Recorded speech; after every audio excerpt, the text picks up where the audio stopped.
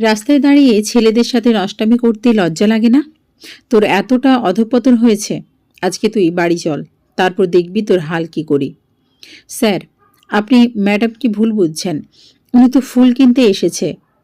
কত টাকায় তোর ম্যাডামকে কিনেছিস যে দরদ উথলে পড়ে? না স্যার, এমন কিছু না, সত্যি উনি ফুল কিনতে এসেছে। আমার হাত টেনে নিয়ে রিকশায় ওঠালো। আমি ভয়ে ভয়ে বললাম, তুমি আমাকে যা বলার বাসায় এসে বলতে, বা কি হয়েছে যেটা জেনে নিয়ে। একদম চুপ, তোর মতো মেয়েকে আমি খুব ভালো করে চিনি। আমি সাহস করে আর কিছু বলতে পারলাম না। বাসায় এসে রোহন ওর প্যান্টের বেল্ট খুলে আমাকে মারল। রুমের একটা কোনায় শুয়ে রয়েছি, ব্যথায় যন্ত্রণায় নড়তে পারিনি।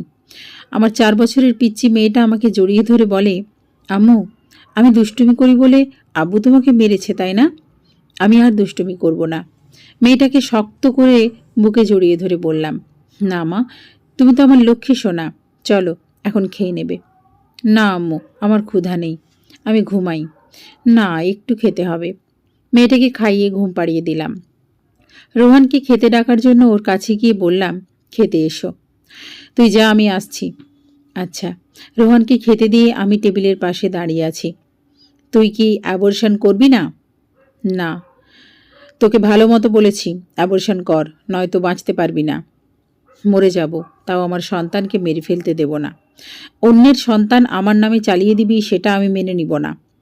নিজের সন্তানকে অন্যের সন্তান বলতে লজ্জা লাগে না? কেমন বাবা তুমি? মুখে মুখে এত কথা বলে খাওয়া ছেড়ে রোহান আমার গালে ঠাস ঠাস করে কয়েকটা থাপ্পড় মেরে চলে গেল।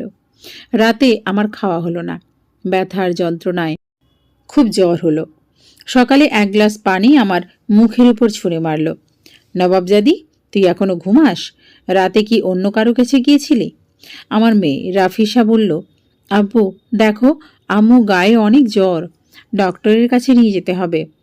ওসব জ্বর টর কিছু না, যত সব ঢং। আমার হাত ধরে টেনে উঠিয়ে বলল, যা গিয়ে আমার জন্য নাস্তা রেডি কর। আমি কিছু বলতে পারলাম না, শুধু চোখ থেকে পানি পড়তে থাকলো। কোনো মতো রুটি আর ডিম ভেজি করে দিলাম।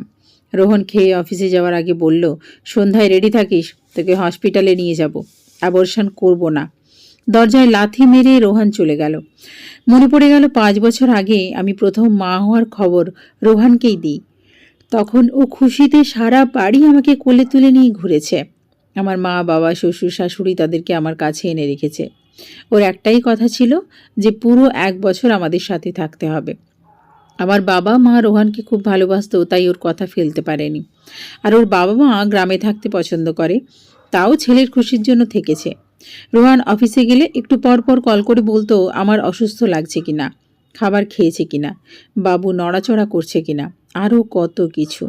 আবার ভিডিও কল দিত। অফিস থেকে বাড়ি ফেরার সময় খাবার নিয়ে আসতো। প্রতিদিন আমার পছন্দের খাবার রান্না করত আমার মা আর শাশুড়ি। আমাকে রান্নাঘরে যেতে দিত না। আমি ওয়াশরুমে গেলে রোহান বাইরে দাঁড়িয়ে থাকতো। এমনকি সকালে আমাকে ঘুম থেকে তুলে ব্রাশ করিয়ে দিত। আমি কিছু চাওয়ার আগে আমার সামনে হাজির করত। সবাই আমাকে বলতো, আমি অনেক ভাগ্য করে রোহানের মতো স্বামী পেয়েছি। এখন রোহান কেন এমন করছে?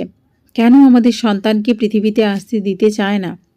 যেই রোহান আগে কখনো আমাকে ঝাড়ি মেরে কথা বলেনি, আর সে এখন আমার গায়ে হাত তোলে। পুরনো কথা মনে পড়ায় বেশ কিছুক্ষণ কেঁদে মন হালকা করলাম। রাফিসা আমাকে এসে বলে, আম্মু তুমি কেঁদো না, আমি বড় হয়ে ডাক্তার হব, তখন তোমার জ্বর হলে আমি ওষুধ দেব। হ্যাঁ মা, তুই বড় হলে আমার আর কোনো কষ্ট থাকবে না। আচ্ছা আম্মু, জ্বর হলে কি ওষুধ যেন খায়? কেন, তুই জেনে কি করবি? এত কথা বলো না তো, যা জিজ্ঞেস করছি তা বলো। না পা ওষুধ। রাফিসা দৌড়ে গিয়ে ফার্স্ট বক্স এনে বলল, NAPA, নাপা ওষুধ তাই না? আবার দৌড়ে গিয়ে বিস্কুট আর কলা এনে বলল, আম্মু এগুলো খেয়ে নাও, তারপর ওষুধ খেতে হবে। মেয়েটাকে জড়িয়ে ধরে বললাম, তুই অনেক বড় হয়ে গিয়েছিস। আমার জ্বর হলে তুমি তো আমাকে কিছু খাইয়ে দিয়ে ওষুধ খাওয়াও। রাফিসাকে রুটি কলা খাইয়ে দিলাম। তারপর নিজে একটু খেয়ে ওষুধ খেয়ে দুপুরের জন্য রান্না করলাম। মাথাটা প্রচণ্ড ব্যথা করছে, তাই গোসল করেছি। রাফিসা আগের মতো আর দুষ্টুমি করে না, অনেক শান্ত হয়ে গেছে। সারাক্ষণ বই নিয়ে থাকতে পছন্দ করে। সন্ধ্যায় রোহান বাসায় এসে আমাকে বলল, এই কাগজটা দেখ, তুই আমাকে ডিভোর্স দিবি, নয়তো অ্যাবর্শন করবি। এখন তুই ডিসিশন নিয়ে এনে কি করবি? তুমি কেন এমন করো? কি সমস্যা আমাকে খুলে বলো। আমার সমস্যা তুই। তোকে আমার ভালো লাগে না। সত্যিই কি আমাকে ভালো লাগে না? আমাকে ভালোবাসো না? তোকে আর কতবার বলবো যে তোকে আমি ভালোবাসি না? আচ্ছা, আমি তোমাকে ডিভোর্স দিয়ে দেবো, তাও অ্যাবর্শন করব না। রাফিসার দায়িত্ব আমি নিতে পারবো না। যাওয়ার সময় ওকেও নিয়ে যাবি। তোর দুটো বাচ্চার দায়িত্ব কে নেবে? আমার বাচ্চাদের দায়িত্ব আমি নিতে পারবো। ডিভোর্স পেপারে সিগনেচার করে এখনই আমার বাসা থেকে বের হও। 2 দিন তোমার কাছে সময় চাই, তারপর আমি চলে যাব। 2 দিন পরে আবার না করবি না। কথা দিচ্ছি কোনো ঝামেলা করব না। তুমি শুধু মেয়েটার সামনে কোনো খারাপ আচরণ করো না। তোর মেয়েকে তুই সামলে রাখবি, আমার কাছে যেন না আসে। ও তো ছোট বাচ্চা, তোমার সন্তান। তাহলে ওর সাথে কেন খারাপ ব্যবহার করো? তোর এত কথা শুনতে আমার ভালো লাগে না। যা গিয়ে আমার জন্য চা বানিয়ে নিয়ে আয়। হুম। আমি চা বানিয়ে টেবিলের উপর রেখে দিলাম। তখন কলিং বেল বাজে। আমি দরজা খোলার আগেই রোহান দরজা খুলল। ডেলিভারি ম্যান একটা পার্সেল নিয়ে এসে বলল, ইভা ইসলামের নামে একটা পার্সেল এসেছে। ওনাকে ডেকে দেবেন? জি, আমি ওর হাজব্যান্ড। আমাকে পার্সেলটা দিতে পারেন। আচ্ছা। পার্সেলটা নিয়ে দরজা লাগিয়ে দিয়ে আমাকে বলল, আজকাল তোর অনেক লোক হয়েছে, বাসায় পার্সেল পর্যন্ত পাঠিয়েছে। ওটা আমি অনলাইনে অর্ডার করেছি। আমাকে একদম মিথ্যে বলবি না। তোর যে আরও প্রেমিক পুরুষ আছে তা জানি।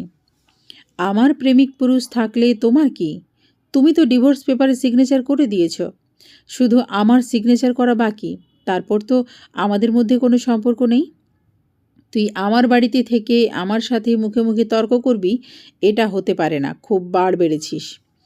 2 দিন আমাকে সহ্য করে নাও, তারপর তো আমি চলে যাব। রাফিসা দরজার কোনায় দাঁড়িয়ে আমাদের কথা শুনল।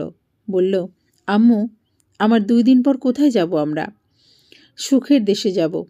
তুই আর তোর মেয়ে আমার চোখের সামনে থেকে সরে যা। রাফিসাকে নিয়ে অন্য রুমে চলে গেলাম। 4 মাস ধরে আমরা আলাদা ঘুমাই। মাঝে মাঝে রোহান আমার রুমে এসে ওর শারীরিক চাহিদা মিটিয়ে চলে যেত। এখনো পর্যন্ত জানতে পারিনি কেন রোহান পাল্টে গেল। আমাকে সন্দেহ করে মারধর করা শুরু করলো। তখন থেকে প্রতিবাদ করা শুরু করি, কিন্তু প্রতিবাদ করতে গেলে বেশি মারধর করে। তাই নীরবে সহ্য করি। বেশি মারধর করা শুরু করে দ্বিতীয় সন্তানের কথা শুনে। আগেও বলতো, আল্লাহ চাইলে আমি 4 সন্তানের বাবা হতে চাই। আর এখন কোনো সন্তানই চায় না। মেয়েটা আমাকে জড়িয়ে ধরে চুপ করে শুয়ে আছে। আমি ওর মাথায় হাত বুলিয়ে দিয়ে বললাম, তুমি কি তোমার বাবার সাথে থাকতে চাও নাকি আমার সাথে থাকতে চাও? 2 জনের সাথে থাকতে চাই। সেটা তো হবে না মা, যে কোনো একজনের সাথে থাকতে হবে। তাহলে আমি তোমার সাথে থাকব। আব্বু আমাকে একটুও ভালোবাসে না, শুধু বকে। বাবা মা সবসময় সন্তানদের ভালোবাসে। বাবা সারাদিন অফিস থেকে কষ্ট করে, তাই তো একটু রাগ দেখায়। পাশের বাসার ইরার বাবাও তো অফিসে যায়, তাও ওকে কত ভালোবাসে, চকলেট কিনে দেয়। তোমার বাবাও দেবে। বাইরে চিৎকার চেঁচামেচির শব্দ শুনে গিয়ে দেখি রোহান একটা গ্লাস ভেঙেছে আর হাতে একটা কাগজ নিয়ে আরেক হাত দিয়ে আমার চুলের মুঠো ধরে বলল, আমাকে ডিভোর্স দিতে না দিতে অন্য কারোর জন্য লেখালেখি শুরু করেছিস? এত প্রেম? আমার চুলে ব্যথা লাগছে, ছাড়ো। না, বল তোর প্রেমিককে। সত্যি বলছি, কেউ নেই। তাহলে এসব কি? আমি তোমার জন্য তোমাকে নিয়ে লিখেছি। রাফিসা দৌড়ে এসে রোহানের হাতে কামড় দিল। তাতে রোহানের রাগ আরও বেড়ে গেল। রাফিসাকে 2 থাপ্পড় দিল। তুই যেমন ডাইনি রাক্ষসী, তোর মেয়েও তেমন। এখন তো মনে হয় এটা অন্যের পাপ, আমার ঘাড়ে চাপিয়েছিস। ছি, নিজের সন্তানকে নিয়ে এই নোংরা কথাটা বলতে মুখে বাজল না। না না না, তোরা যতদিন আমার বাসা থেকে না যাবি ততদিন আমার শান্তি হবে না, আর তোরাও শান্তি পাবি না। দয়া করে 2 দিন আমাকে ভিক্ষা দাও। 2 দিন আমাকে শান্তি দাও। ওর সামনে যত থাকবো ততই আমাকে কষ্ট দেবে।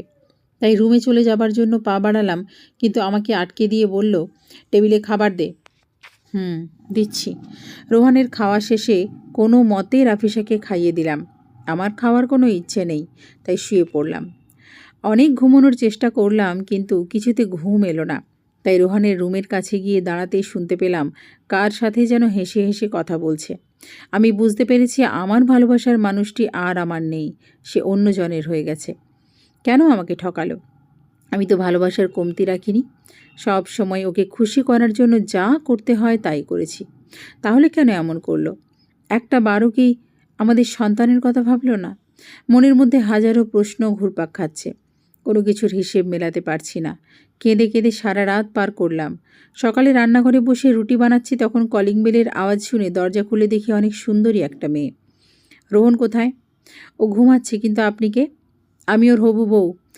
আমাদের কথা শুনে রোহান এসে বলল, নিশিতা, তুমি আজকে আমার বাসায় আসবে তা জানিয়ে আসবে তো? ভাবলাম তোমাকে সারপ্রাইজ দিই, তাই না জানিয়ে চলে এসেছি। আচ্ছা, ভেতরে এসো। এই মেয়েটি কে? ও আমাদের বাসার কাজের লোক। বাবা মা কিছুদিন পরে আসবে, তাই পরিচিত মেয়েটিকে আগে পাঠিয়ে দিয়েছে। মেয়েটি বেশ সুন্দরী, কিন্তু তোমার থেকে বেশি সুন্দরী না? ইভা, তুই গিয়ে আমাদের জন্য নাস্তা বানিয়ে নিয়ে আয়। নিজের কানকে বিশ্বাস করতে কষ্ট হচ্ছে। আমি কি ঠিক শুনেছি যে আমার স্বামী আমাকে কাজের লোক বানিয়ে দিল? এতটা কিভাবে পরিবর্তন হলো? শুধুমাত্র মেয়েটা সুন্দরী বলে ও সুন্দরের পূজারি হয়ে গেল? ভালোবাসার পরিণতি কি এমন কষ্টের হয়? আমি ঠায় দাঁড়িয়ে আছি, হেঁটে রান্নাঘরে যাব তার শক্তিটুকু পাচ্ছি না। রোহান এসে বলল, তোকে সেই কখন থেকে ডেকেছি, কথা কি কানে যায় না? না মানে আর কি? বলো, কি লাগবে? নিশিতার সামনে আমাকে তুমি করে বলবি না, আপনি করে বলবি। তুই আমার বউ ছিলি, এখন আর না। তুই ডিভোর্স পেপারে সিগনেচার করে দিয়ে বিদায় হও। কালকেই চলে যাব। আর তুমি নিশ্চিন্ত থাকো, নিশিতা আমাদের সম্পর্কে কিছু জানতে পারবে না। হ্যাঁ, বিদায় হলে ভালো। এখন যা, নাস্তা রেডি কর। নাস্তা রেডি করে টেবিলে রেখে রোহানের রুমের দরজায় টোকা দিলাম। নিশিতা বিরক্তি নিয়ে বলল, প্রাইভেট টাইমে কাউকে ডিস্টার্ব করতে হয় না, তা জানো না? নাস্তা রেডি করেছি, তাই আপনাদের ডেকেছি। হ্যাঁ যাও, আসছি। কিন্তু আর নেক্সট টাইম আমাদের রুমে নক দেবে না। প্রয়োজন হলে আমি তোমাকে ডেকে নেব। আচ্ছা। দৌড়ে নিজের রুমে এসে কান্না করতে লাগলাম। মেয়েরা আর যাই হোক নিজের স্বামীর সঙ্গে অন্য কোনো মেয়েকে সহ্য করতে পারে না। রোহনের এতটা নিচে নামতে একটুও রুচিতে বাঁধল না। ঘরে বউ বাচ্চা থাকতে অন্য মেয়েকে নিয়ে রুমে সময় কাটায়। রাফিসা ঘুম থেকে উঠে আমাকে কাঁদতে দেখে বলল, আম্মু তুমি কাঁদছো কেন? কি হয়েছে? কিছু হয়নি আম্মু। বলো না কি হয়েছে। তুমি তো বলেছিলে আমরা সুখের দেশে যাব, তাহলে এখন কেন কাঁদছ? সুখের দেশে গেলে আর কাঁদতে পারবো না, তাই এখন একটু কেঁদে নিচ্ছি। রুহান আমাকে ডাকছে, ইভা, এই ইভা, খাবার টেবিলে আয়। আসছি। খাবার টেবিলে রেখে দিয়ে চলে গিয়েছিস কেন? খাবার বেড়ে দেবে কে? আপনারা এখানে ছিলেন না তো, তাই আর কি। কথা কম বলে প্লেটে খাবার দে। রাফিসা এসে বলল, আব্বু আমাকে একটু খাইয়ে দাও। রোহান রাফিসাকে ধাক্কা মেরে ফ্লোরে ফেলে দিয়ে বলল, তোকে কতদিন বলেছি তোর মেয়ে আমাকে যেন আব্বু না বলে? রোহান, ও বাচ্চা মানুষ না, না বুঝে বলে ফেলেছে। নিশিতা বলল, বাচ্চা বলে তো অন্যায় মেনে নেওয়া যায় না। আমি রাফিসাকে কোলে নিয়ে বললাম, স্যার ও ভুল করে ফেলেছে, ক্ষমা করবেন। আম্মু আমি ভুল কিছু বলিনি তো। আমি রাফিসার গালে একটা থাপ্পড় দিয়ে বললাম, তোর বাবা মরে গেছে, উনি তোর বাবা না, আর কোনো দিন কাউকে বাবা বলবি না। উফ রোহান, তোমার বাসায় তো একটুও শান্তি নেই। ওদের কাজে রাখতে হবে না। আচ্ছা, তুমি না চাইলে ওদের রাখবো না, কিন্তু মেয়েটা রান্না খুব ভালো করে। এমন ভালো রান্না অনেকেই করতে জানে। তুমি চিন্তা করো না, নতুন কাজের লোক রাখবো। রোহান। নিশিতা খেয়ে দিয়ে বাইরে চলে গেল। সারাদিন মা মেয়ে মিলে অনেক কেঁদেছি। চোখের পানি একটা বেইমানের জন্য কেন পড়ে? কেন আমি ওর মতো ভালো থাকতে পারি না? ওর কথা ভাবতে ভাবতে মাথা ব্যথা হয়ে গেছে। রাতে রোহান ড্রিঙ্ক করে বাসায় ফিরে এসে আমাকে খুব মারল। তার কারণ কেন রাফিসা ওকে বাবা বলেছে। নিশিতার নাকি একটু সন্দেহ হয়েছে যে আমাদের মধ্যে কোনো সম্পর্ক আছে কিনা। এত মার খাওয়ার পরও আমি সকালে উঠে রোহানের জন্য ওর সব পছন্দের খাবার রান্না করেছি। আজ রোহানের জন্মদিনে ওর বেস্ট গিফট হবে ডিভোর্স। 2 দিন সময় চাওয়ার কারণ ছিল ওর জন্মদিনে শেষবারের মতো নিজে ওর পছন্দ মতো সব রান্না করে খাওয়াবো। আর কোনো দিন তো সুযোগ পাবো না। বরাবর ও যা চেয়েছে তাই দিয়েছি। ওর সুখে আমি সুখ পেয়েছি, কিন্তু ও আমাকে নিয়ে কোনো দিন সুখী হতে পারবে না। প্রিয় মানুষটি যে আমার নেই। রোহান দ্বিতীয় সন্তান কেন চাইছে না তা এখন আমার কাছে স্পষ্ট। আমি যদি এখন ডিভোর্স না দেই, তাহলে যে কোনো মূল্যে আমার সন্তানকে পৃথিবীর আলো দেখতে দেবে না। মা হয়ে সন্তানকে মেরে ফেলতে পারবো না। যাই হোক, আমার ভালোবাসার মানুষ তো আমার সন্তানদের বাবা। তো তাই রোহানের পছন্দের একটা শাড়ি পরলাম। ও রুমের দরজা লক করে ঘুমায় যাতে আমি বা রাফিসাকেও ডিস্টার্ব করে না পারি। কিন্তু আজকে দরজা লক করেনি। রাতে ড্রিঙ্ক করে এসেছিল, তাই আমি রুমে ঢুকে ডাক দিলাম, রোহান, এই রোহান, ওঠো।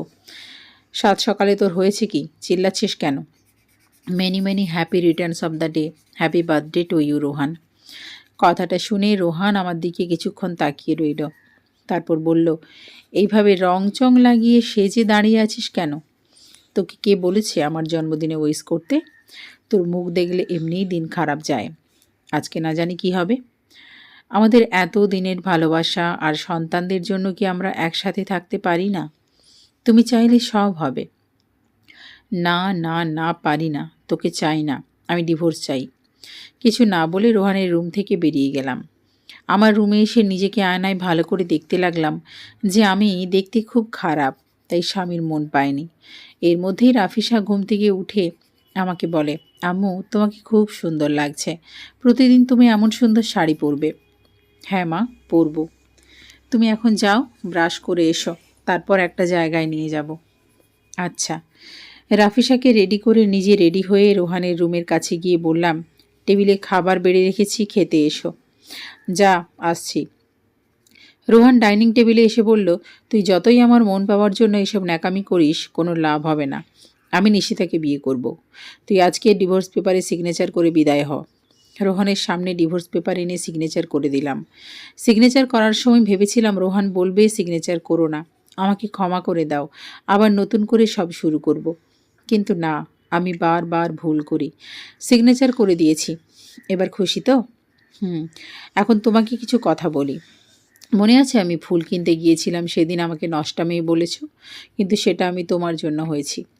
তোমাকে আজকের দিনে ফুলের তোড়া দেব, তাই সেদিন ওই ছেলেটাকে বলেছিলাম আজকে যেন বাসায় ফুলের তোড়া দিয়ে যায়। আবার ডেলিভারি ম্যান বাসায় পার্সেল দিয়ে গিয়েছিল, সেটা আমি তোমার জন্য কয়েকটা জিনিস অনলাইনে অর্ডার দিয়েছিলাম, কিন্তু তুমি আমাকে বললে আমার প্রেমিক দিয়েছে। একটাবার যদি পার্সেলটা খুলে দেখতে, তাহলে আমাকে খারাপ কথা বলতে রুচিতে বাজত। আর দুটো দিন সময় যাওয়ার কারণ ছিল আজ তোমার জন্মদিনে তোমার বেস্ট গিফট দেব। দেখো, তোমার বেস্ট গিফট দিয়ে দিয়েছি। ইভা, তুমি আমার জন্য এত কিছু করেছো, আর আমি তোমার সাথে কী না খারাপ ব্যবহার করেছি। হা হা, তুই কি ভাবলি আমি এখন তোকে মেনে নেব? তা কখনো ভাবিস না। রোহানের কথা শুনে চোখের পানি পড়তে লাগলো। প্রিয় মানুষের খারাপ রূপ সহ্য করা যায় না। আমাকে ভোলানোর জন্য এসব নাটক করার কোনো দরকার নেই। এখন তোরা মা মেয়ে আমার বাসা থেকে চলে যা। চলে যাব। এখন তুমি খেয়ে নাও। তোদের যত যা কিছু আছে সব নিয়ে যাস। আচ্ছা। আমার আর রাফিসার সব কিছু প্যাক করে নিলাম। আড়াল থেকে দেখলাম রোহান তৃপ্তি সহকারে আমার রান্না করা খাবার খাচ্ছে। ঘুম থেকে উঠে মেয়েটা কিছুই খায়নি, তাই আমাকে বলল, আম্মু, আমার খিদে পেয়েছে, বাইরে গিয়ে খেয়ে নেব, এখন চলো। আচ্ছা। রোহানের খাওয়া শেষ, তখন আমি গিয়ে বললাম, আমরা চলে যাচ্ছি, তুমি নিজের খেয়াল রেখো। যা। রাফিসা রোহানের হাত ধরে বলল, আব্বু, তোমাকে আমি খুব জ্বালিয়েছি, এখন থেকে আর কেউ তোমাকে জ্বালাবে না, কিন্তু আব্বু, তোমাকে ছেড়ে থাকতে আমার খুব কষ্ট হবে, তুমি আমাদের সাথে থাকো। তোদের মা মেয়ের নাটক আর সহ্য হচ্ছে না। ও বাচ্চা মানুষ, ওর কথায় রাগ করো না, আমরা চলে যাচ্ছি। 5 বছরের সংসার শেষ করে বাসা থেকে বেরিয়ে গেলাম।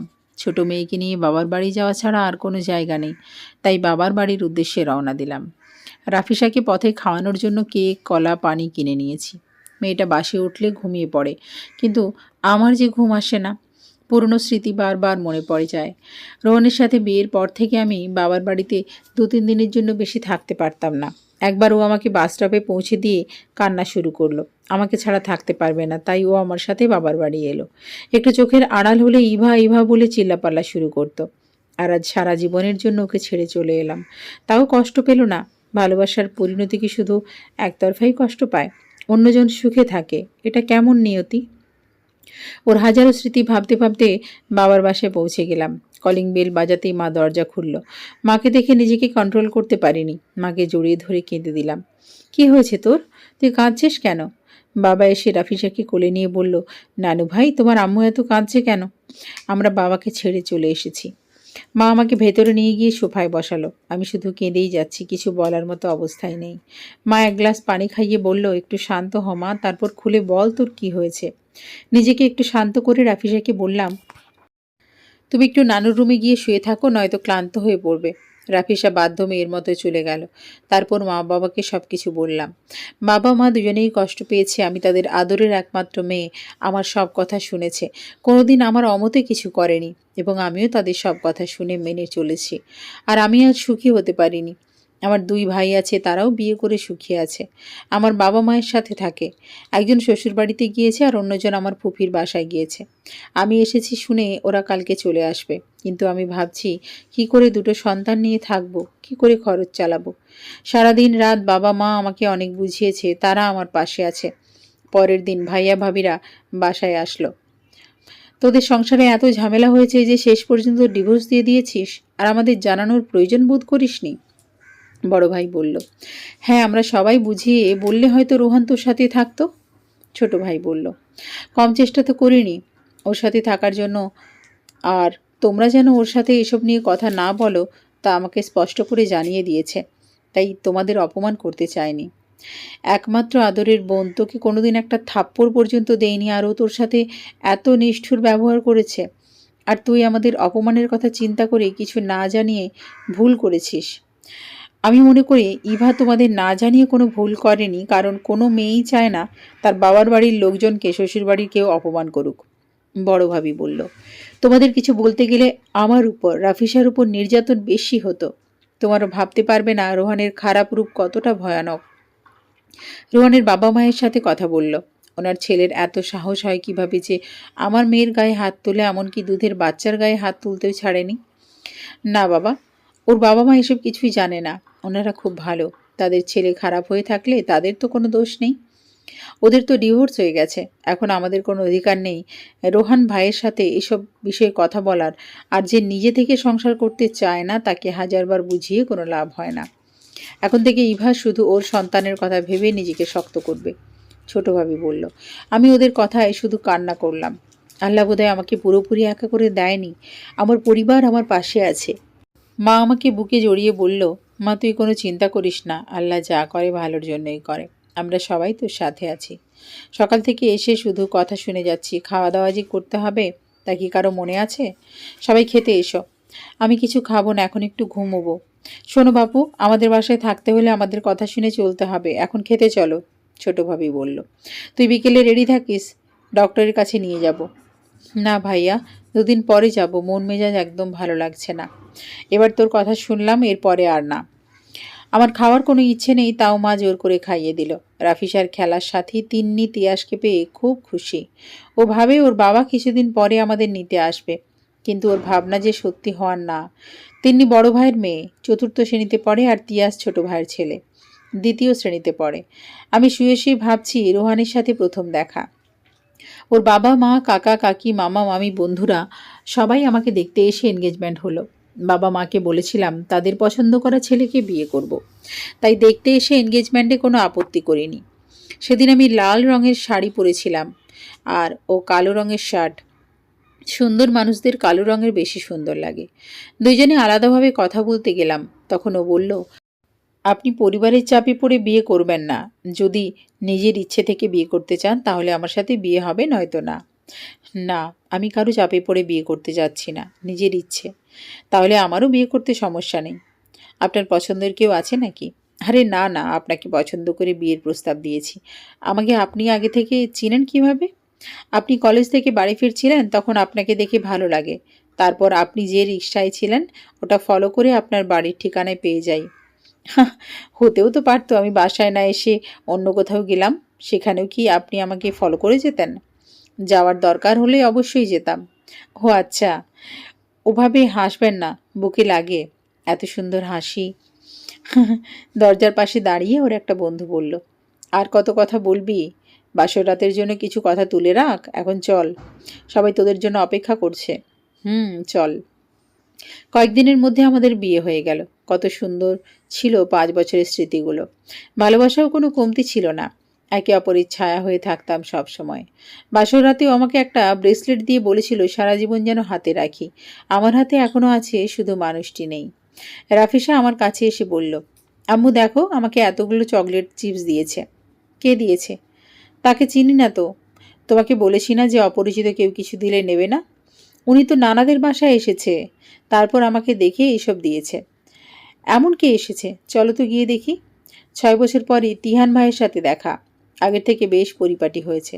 আসলে সময়ের সাথে সব কিছু পরিবর্তন হয়। আমার দিকে একধানে তাকিয়ে আছে, তাই আমি বললাম, ও তিহান ভাই। হ্যাঁ বল, কেমন আছিস? এই তো আছি ভালো, তুমি কেমন আছো? ভালো। দেশে কবে এসেছো? 1 মাস হলো। ভাবি কেমন আছে? আরে আমি তো বিয়েই করিনি। সে কি, এখনো বিয়ে না করলে আর কবে করবে? আমার কথা বাদ দে, তোর কথা বল। সংসারে কে কে আছে? কেমন দিন যাচ্ছে সেসব বল। সংসারের কথা শুনে চোখে পানি চলে এলো। তাও নিজেকে কিছুটা কন্ট্রোল করে বললাম, ভালো। তুমি বসো, মাকে ডেকে আনি। মামির সাথে দেখা হয়েছে, তুই বস। ও, তোর মেয়েটা দেখতে খুব মিষ্টি হয়েছে, একদম তোর মতোই। আমার মেয়ে তো আমার মতোই হবে। রাফিসা আমার ফোনটা হাতে করে নিয়ে এসে বলল, আব্বুকে একটু কল দাও, আমি কথা বলবো। না সোনা, এখন কথা বলা যাবে না। কেন যাবে না? ব্যস্ত আছে তাই। তুমি যাও, গিয়ে খেলা করো। না, আমি আব্বুর সাথে কথা বলবো। মেয়েটা এত জেদ করছে যখন, তাহলে একটু কথা বলিয়ে দে। তিহান বলল, সেটা সম্ভব নয় বলে আমি উঠে গেলাম। আড়ালে গিয়ে চোখে পানি মুছিয়ে রান্নাঘরে গিয়ে ছোট ভাবিকে বললাম, ভাবি, তোমাকে কি ডেকেছি আমি? না, আমি নিজের থেকে এসেছি। ফল শরবত আমি বানিয়ে দিই। তোমার কোনো কাজ করতে হবে না, আমরা সব কাজ করা কমপ্লিট। একটু রান্না তো করতে পারি। না পারো না, আমার সাথে এসো।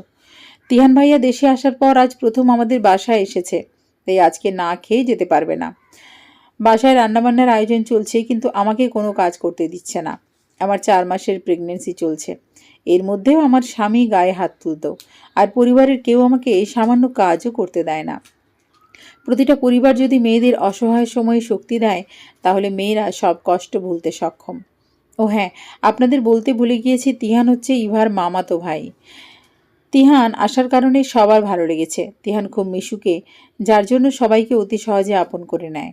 ওদিকে রোহান আজকে নিশিতাকে বিয়ে করেছে। নিশিতার বাবার অফিসে রোহান জব করে। রোহান দেখতে যেমন সুন্দর তেমন স্মার্ট, যে কেউ দেখলে ক্রাশ খাবে। নিশিতা মাঝে মাঝে অফিসে এসে রোহানের সাথে গল্প করত। রোহানকে নিয়ে বড় ক্লাবে পার্টিতে যেত। নিশিতা সারাক্ষণ টাকার অহংকার নিয়ে থাকতো। সাথে রোহানকে বোঝাতো টাকা ছাড়া কিচ্ছু হয় না। রোহানও আস্তে আস্তে নিশিতার বিলাসিতায় আসক্ত হয়ে গেল। রোহান ভাড়া বাসা ছেড়ে নিশিতাদের বাসায় গিয়েছে। দুপুরে খাওয়া দাওয়া শেষ করে ইভাদের বাসায় সবাই গল্প করছে তিহানের সাথে। সবাই ইভার মন ভালো করার জন্য নানাভাবে চেষ্টা করছে। ইভা সবার সাথে বসে থাকলেও তার মন পড়ে আছে রোহানের স্মৃতিতে। সব কথায় ইভা হ্যাঁ বলছে। তিহান বলল, ইভা তোর বরের সাথে আমাকে মিট করিয়ে দিবি না? একদিনের ছুটি নিয়ে আসতে বল। তিহানের কথা শুনে সবাই চুপ হয়ে গেল। কে কি উত্তর দেবে, তাই ইভা বলল, না ভাইয়া, আমাদের ডিভোর্স হয়েছে। কথাটা বলে ইভা ওর রুমে চলে গেল। রাফিসা রোহানের ছবির সামনে নিয়ে শত কথা বলে যাচ্ছে। এই দৃশ্য দেখে ইভার চোখের পানি বাদ মারল না। ইভার কান্না দেখে পিচ্চি মেয়েটাও চুপ করে আছে। সত্যি কারোর ভালোবাসা বোধ হয় ভুলে থাকা যায় না। বেশ কিছুক্ষণ পর তিহান ইভার রুমে আসে। ইভা শুয়ে আছে। তিহানকে দেখে উঠে বসতে চাইলে তিহান বাধা দিয়ে বলে, সবার কাছ থেকে জানতে পেরেছি তোর জীবনে এখন একটা খারাপ সময় যাচ্ছে, তাই ওসব শুনে তোকে আর কষ্ট দিতে চাই না। কষ্টের পথ তো সবেমাত্র শুরু। কিসের কষ্ট বল? যে তোর ভালোবাসার মূল্য দিল না, সন্তানদের কথা ভাবলো না, স্ত্রীর মর্যাদা দিতে পারেনি, তার জন্য কষ্ট পাওয়ার কোনো মানে হয় না। সে তো ঠিকই ভালো আছে, আমি ভালো থাকতে পারছি না। আমার অস্তিত্বের সাথে মিশে আছে সে। তোর সন্তানের কথা তো ভাবতে হবে।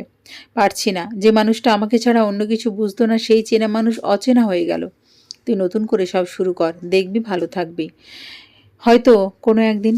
এবার মা 1 গ্লাস দুধ এনে বলল, এটা খেয়ে নে, ঘুমা। মা দুধ খেতে ভালো লাগে না, তোর কোনো কথা শুনতে চায় না, এটা খেয়ে নে। উফ, তিহান তুইও গিয়ে একটু ঘুমা। না মামি, আমি ঘুমাবো না। বিকেলে যেতে হবে তো। কয়টা দিন থেকে যা বাবা, কত বছর পর দেশে এলি, আবার কবে তোর দেখা পাবো? মামি, তুমি এত ইমোশনালি হয়ে কথা বলো যে কথা না রেখে উপায় নেই। আমি যতদিন বেঁচে আছি ততদিন বলবো। ইভা গ্লাসটা মায়ের দিকে ধরে বলল, খেয়েছি, এবার শান্তি? তোরে আল্লাহ সুখী করলে আমার শান্তি হবে, তার আগে না। ইভার বাবার সাথে ইভার শ্বশুর শাশুড়ি ইভার রুমে আসে। ওনাদের দেখে ইভা অবাক হয়ে যায়। ওনারা এখানে কেন এসেছে? আমার ছেলে যে অন্যায় করেছে তা ক্ষমার অযোগ্য।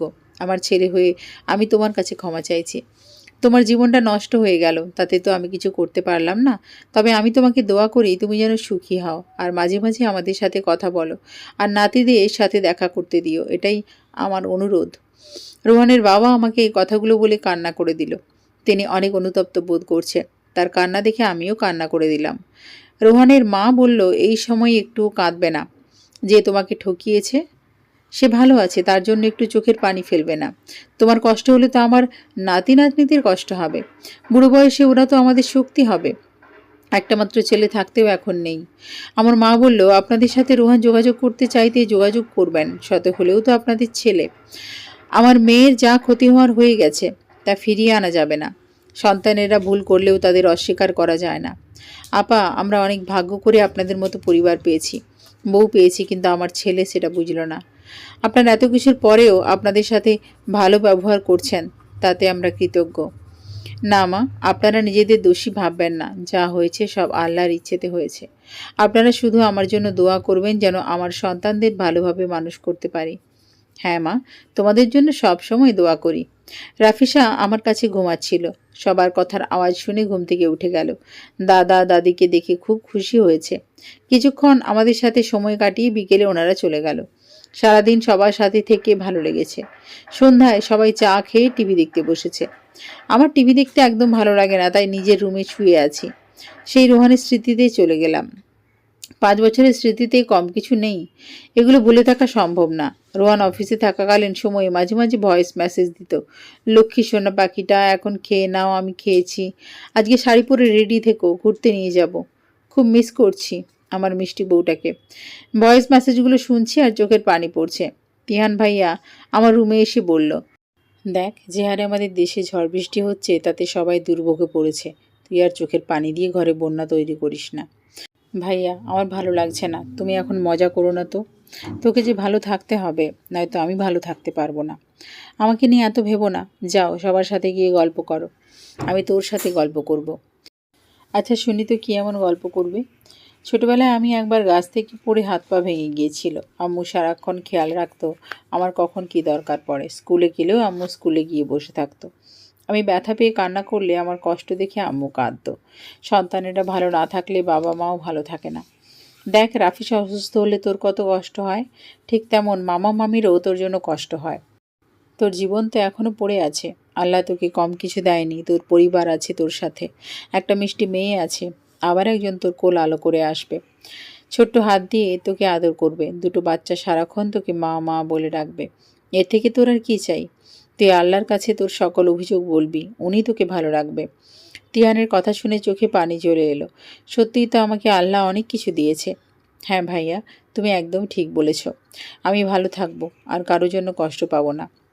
বড় ভাবি আর ছোট ভাবি আমার রুমে এসে বলল, আমার একমাত্র ননদকে মনমরা দেখতে ইচ্ছে করছে না, তাই চলে এলাম লুডো খেলতে। সাথে আমের আচার নিয়ে এসেছি ইভার জন্য। তোমার দেখি আমার কথা ভুলেই গেছো। এত স্মার্ট দেবরের কথা কি ভুলে থাকা যায়? তোমার জন্য চানাচুর নিয়ে এসেছি। না, আমার আমের আচারের ভাগ চাই। ছোটবেলার অভ্যেস তোমার গেল না। আমার জিনিসে খালি ভাগ বসাও, ইভা বলল। ঝগড়া তোলা থাক, এখন লুডো খেলা শুরু করি।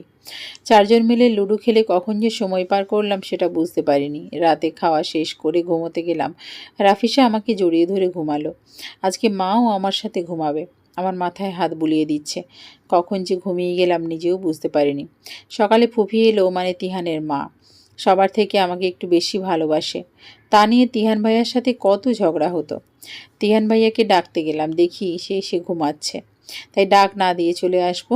তখন চোখ গেল একটা ডায়েরির ওপর। আমি ভাবলাম বাবার ডায়েরি, ভুলে এখানে রেখে গিয়েছে, তাই ডায়েরি হাতে নিলাম। ডায়েরির প্রথম পৃষ্ঠায় লেখা ইভার ডায়েরি। লেখাটা দেখে চমকে উঠলাম, কারণ এটা বাবার ডায়েরি না, এটা তিহান ভাইয়ের ডায়েরি। কিন্তু কেন আমার নামে এসব লেখা?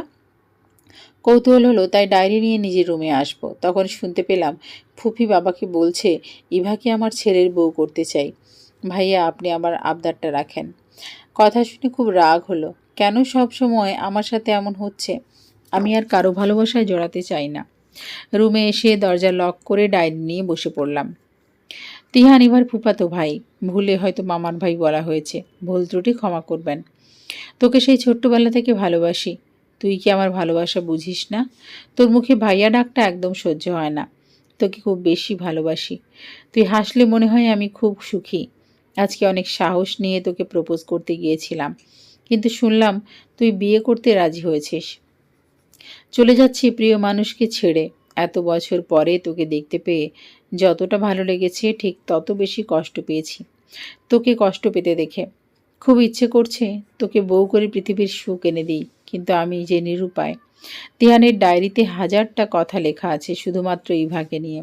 তিহান সব সময় ডায়েরিটা সাথে নিয়ে ঘোরে, আর ঘুম থেকে উঠে ডায়েরির ভেতর ইভার একটা পিক আছে সেটা দেখে। আজকে ঘুম থেকে উঠে ডায়েরিটা দেখতে না পেয়ে তন্ন তন্ন করে খুঁজতে লাগলো। ইভার রুমের দরজায় নক করলো। এই ইভা, দরজা খোল, তাড়াতাড়ি দরজা খোল তো। ইভা দরজা খুলে বলল, কি হয়েছে কি? সামনে থেকে সর। কেন? আমার দরকারি জিনিস খুঁজছি। সেটা কি এটা? খপ করে ডায়েরিটা তিহান হাতে নিয়ে বলল, তুই আমার ডায়েরিতে কেন হাত দিয়েছিস? অন্যের পার্সোনাল কোনো কিছু দেখতে নেই তা জানিস না? ভাইয়া, তুমি কেন এমন করছো?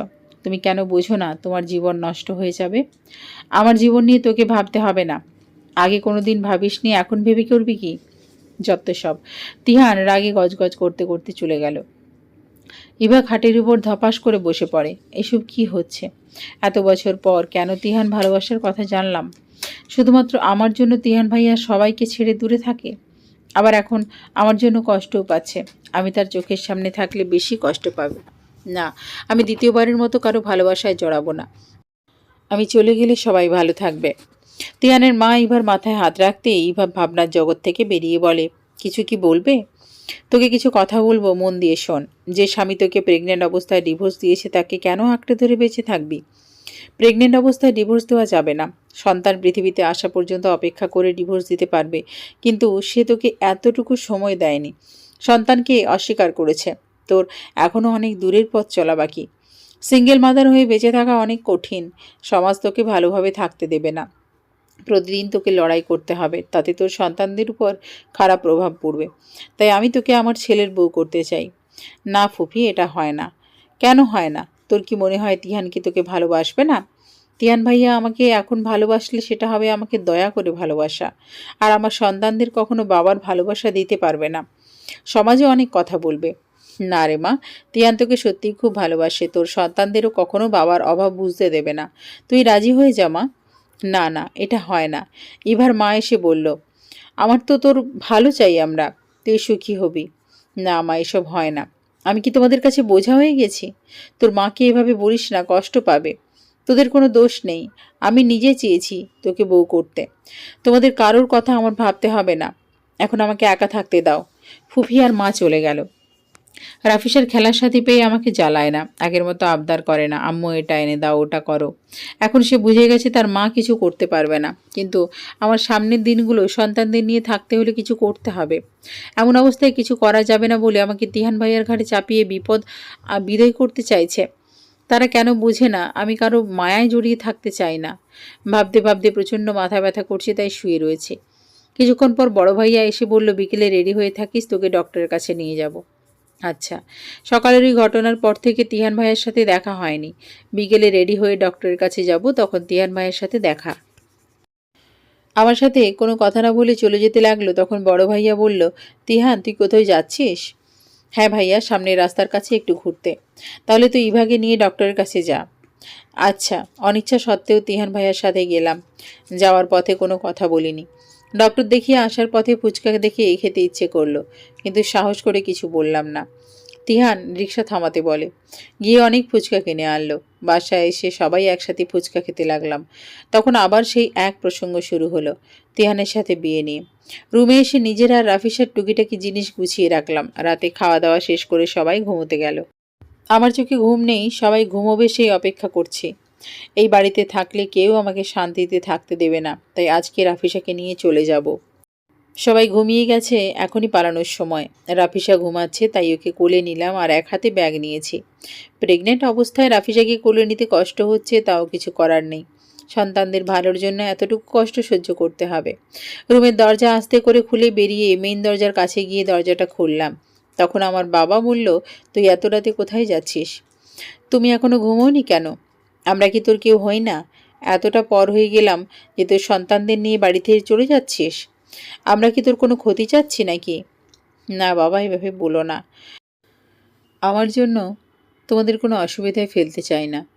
খুব বেশি বড় হয়ে গিয়েছিস, যা ইচ্ছে হবে তাই করবি নাকি? রুমে গিয়ে ঘুমা। বলে বাবা রাফিসাকে আমার কোল থেকে নিয়ে গেল। বাবা খুব রাগ হয়ে গেছে, তাই কিছু না বলে রুমে যেতে লাগলাম। Happy birthday to you Eva. কয়েকটা বেলুন ফাটানোর শব্দ। পেছনে ফিরে দেখি বাবা, মা, ভাইয়া, ভাবি, ফুফি, তিহান দাঁড়িয়ে আছে, সাথে একটা কেক। চোখ ছলছল করছে। যারা আমাকে এত ভালোবাসে তাদেরকে ছেড়ে চলে যাচ্ছিলাম শুধুমাত্র কারো স্মৃতি আগলে রাখার জন্য, যে আমার সাথে বেইমানি করেছে। না, আমি ভুল করেছি তাদেরকে আবার কষ্ট দিয়ে। মা আমার কাছে এসে বলল, তুই তোর সন্তানের কথা ভেবে আমাদের ছেড়ে চলে যাচ্ছিস। তুই কি আমার সন্তান না যে তোর কথা আমরা ভাববো না? আমরা তো তোর ভালো চাই। মা, আমার ভুল হয়ে গেছে। তোর এই ভুলের শাস্তি অনেক কঠিন হবে। অ্যাঁ না, হ্যাঁ, তোর শাস্তি হচ্ছে কেক কেটে সবাইকে খাইয়ে দে। সবাই হাঁ হাঁ করে হেসে উঠল। খারাপ সময় পরিবার পাশে থাকলে হাজারটা খারাপ সময় অতিক্রম করা যায়। কেক কেটে সবাইকে খাইয়ে দিলাম। তিহান ভাইয়া আমার দিকে তাকায়নি। আজকে তিহানের জন্য তোকে ধরতে পেরেছি। তিহান তোকে দেখছে, তুই জিনিসপত্র গোছাচ্ছিস। তুই চলে গিয়ে আমাদের সবাইকে সারপ্রাইজ দিতে চেয়েছিলি, তাই আমরা আগে তোকে সারপ্রাইজ দিলাম। তোর বার্থডেতে কেক তিহান নিজে বানিয়েছে। আমি তিহান ভাইয়ার কাছে গিয়ে বললাম, ধন্যবাদ ভাইয়া, তোমার জন্য আবার পরিবারকে ফিরে পেলাম। আমার একটা ভুলে অনেক ক্ষতি হয়ে যেত। তোর সুন্দর জীবন নষ্ট হয়ে যাবে সেটা কি আমি চাইতে পারি? আমরা সবাই তোর ভালো চাই। আমার ভুল হয়ে গিয়েছে। আচ্ছা, সবার এখন ঘুমানোর দরকার, বিশেষ করে তোর। যা গিয়ে ঘুমা। যে যার মতো করে ঘুমোতে গেল। আমিও ঘুমোতে এসেছি, কিন্তু ঘুম আসছে না। এপাশ ওপাশ করতে লাগলাম। ঘুমানোর অনেক চেষ্টা করছি, তাও ঘুম আসছে না। ঘড়ি দেখলাম 2:30 বাজে, তাই অজু করে তাহাজ্জুদ নামাজ পড়ি। এরপর একটু ঘুমিয়ে ফজরের নামাজ পড়ে ছাদে গেলাম। ছাদে অনেক গোলাপ ফুলের গাছ আছে, আমার খুব ভালো লাগার জিনিস। গাছে পানি দিয়ে হাঁটা শুরু করি। তিহান ভাইয়ার আগমন ঘটে। সেও নিয়মিত ফজরের নামাজ পড়ে। আমাকে দেখে বলল, তোর এই সময়ে ছাদে আসা একদম উচিত হয়নি। আর কখনো একা আসবি না। জানি উচিত হয়নি, তাও প্রকৃতির সাথে থাকতে ইচ্ছে হলো। বেবিটা আসুক, তারপর তো যত খুশি একা থাকিস। আমাকে এত ভালোবাসো, তাহলে সেদিন অন্যের বউ হতে দিয়েছিলে কেন? তোকে বলার সাহস পাইনি। সাহস করে বলে দিতে, যা হবার হতো। বুঝতে পারিনি তুই এত তাড়াতাড়ি আমাকে ছেড়ে যাবি। এখন নিজের জীবনটা গুছিয়ে নাও। তোকে ছাড়া সম্ভব না। অনেক চেষ্টা করেছি, তাও পারিনি। তুই চাইলে তোকে আমার বউ করব। এটা হয় না। কেন হয় না? আমাকে একটাবার সুযোগ দে। তোর আমি সব থেকে সুখী রাখতে পারবো তোকে। আমার 2টো সন্তান আছে, তাদেরকে ছেড়ে কখনো থাকতে পারবো না। আর তুমি অন্যের সন্তানের দায়িত্ব কেনই বা নেবে? তোর সন্তানেরা কখনো বাবার অভাব বুঝবে না। আমি ভালো বাবা হয়ে দেখাবো। না ভাইয়া, চাইলে সব হয় না। তিহান ভাইয়া আমার হাত ধরে বলে, শুধু একটা বার আমাকে বিশ্বাস করে দেখ, তোর বিশ্বাসের মর্যাদা রাখব। আমি হাতটা সরিয়ে দিয়ে বললাম, আমি প্রতিষ্ঠিত হতে চাই। কারো উপর ডিপেন্ড করে বাঁচতে চাই না, কারণ আমার মনে হবে সে আমাকে দয়া করছে। আচ্ছা, সব কিছুতে তোকে আমি হেল্প করব। আমাকে সাথে রেখে দেখিস, তারপর যদি তোর মনে হয় আমি তোর বিশ্বাসের জায়গা করতে পারিনি, তখন আমি সারা জীবনের জন্য তোর জীবন থেকে সরে যাব। ঠিক আছে, তাই হোক। এখন তুমি সবাইকে বলবে যে তুমি বিয়ে করবে না। আচ্ছা। নিচে এসে সবার জন্য চা বানালাম। মা একটু রাগারাগি করেছে কেন রান্নাঘরে গিয়েছি তাই। আজকে আমার পছন্দের সব কিছু রান্না করেছে। দুপুরে খাওয়া দাওয়া শেষ করে কিছুক্ষণ শুয়ে থেকে রেডি হয়ে বের হলাম। কাছে একটা পার্কে ঘুরতে যাব আমি, তিহান, রাফিসা আর তিয়াস। বাসা থেকে বের হতেই পাশের বাসার একজন আরেকজনকে আমাকে শুনিয়ে বলল, ডিভোর্স হয়েছে, তাও কোনো লজ্জা নেই। প্রেগনেন্ট অবস্থায় বাসা থেকে বের হয়েছে। হ্যাঁ, স্বামীকে ধরে রাখতে পারেনি নিশ্চয়ই, কোনো দোষ আছে। নয়তো এই অবস্থায় কেউ কি ছেড়ে দেয়? ওদের কথা শুনে তিহান বলল, আল্লাহ না করুক আপনার মেয়ের সাথে যদি কিছু হয়, তাকেও কি এসব কথা বলবেন? ও কি আপনার টাকায় খায় না পরে যে আপনার অসুবিধে হচ্ছে? তিহানের কথা শুনে নিজের কাছে খুব ভালো লাগলো, তাই আমিও গিয়ে প্রতিবাদ করলাম। প্রেগনেন্ট অবস্থায় বাসা থেকে বের হওয়া যাবে না কেন? কোথাও কি লেখা আছে? আর আমার দোষ আছে কি না তা আপনি জানলেন কিভাবে? কোনো নিউজ পেপারে আমার নামে লেখালেখি হয়? এসব বাদ দিয়ে ভালো কিছু চিন্তা করুন। ওনাদের সাথে আর কোনো কথা না বলে আমরা পার্কে গেলাম। ওনাদের কথা শুনে খারাপ লাগলো। ঘুরতে এসে খুব ভালো লাগলো। ফুচকা ও আইসক্রিম খেয়ে সন্ধ্যার আগে বাসায় ফিরে গেলাম। পরের দিন তিয়ান ভাইয়া তাদের বাসায় চলে গেল। মাঝে মাঝে দেখতে আমাকে আসতো আর প্রতিদিন খোঁজ নিত। এইভাবেই কেটে যায় কয়েক মাস। রাত 10টা। প্রচণ্ড প্রসব যন্ত্রণায় ছটপট করছি। মাকে ডাক দেওয়ার শক্তিটুকু পাচ্ছি না। রাফিসা ফোনে গেম খেলছে। ওকে কোনো মতে বললাম, তোমার নানুকে ডেকে নিয়ে আসো। আচ্ছা। রাফিসা মাকে ডাক দেওয়ার আগে মা গরম দুধ নিয়ে আসে। আমাকে এই অবস্থায় দেখে তাড়াতাড়ি হাত থেকে দুধের গ্লাস টেবিলের উপর রেখে ভাইয়া ভাবিদের ডেকে আমাকে হসপিটালে নিয়ে গেল। জ্ঞান ফিরে দেখি সবাই বাচ্চাটাকে আদর করছে। কে কোলে নেবে সেটা নিয়ে তর্ক। এ বলছে এখন কোলে নিব, আবার ও বলছে আমি কোলে নেব। সবাই খুব খুশি। তিহান ভাইয়া আমার পাশে বসে আছে। আমার জ্ঞান ফিরেছে দেখে তিহান সবাইকে বলল, ইভার জ্ঞান ফিরেছে, বেবিটা ওর কাছে দাও।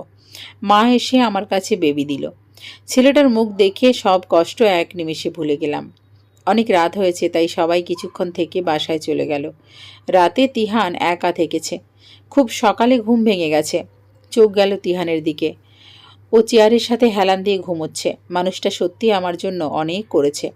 পরিবারের সাপোর্টের সাথে ও আমার শক্তি ছিল। ছায়ার মতো তিহান আমার সাথে ছিল।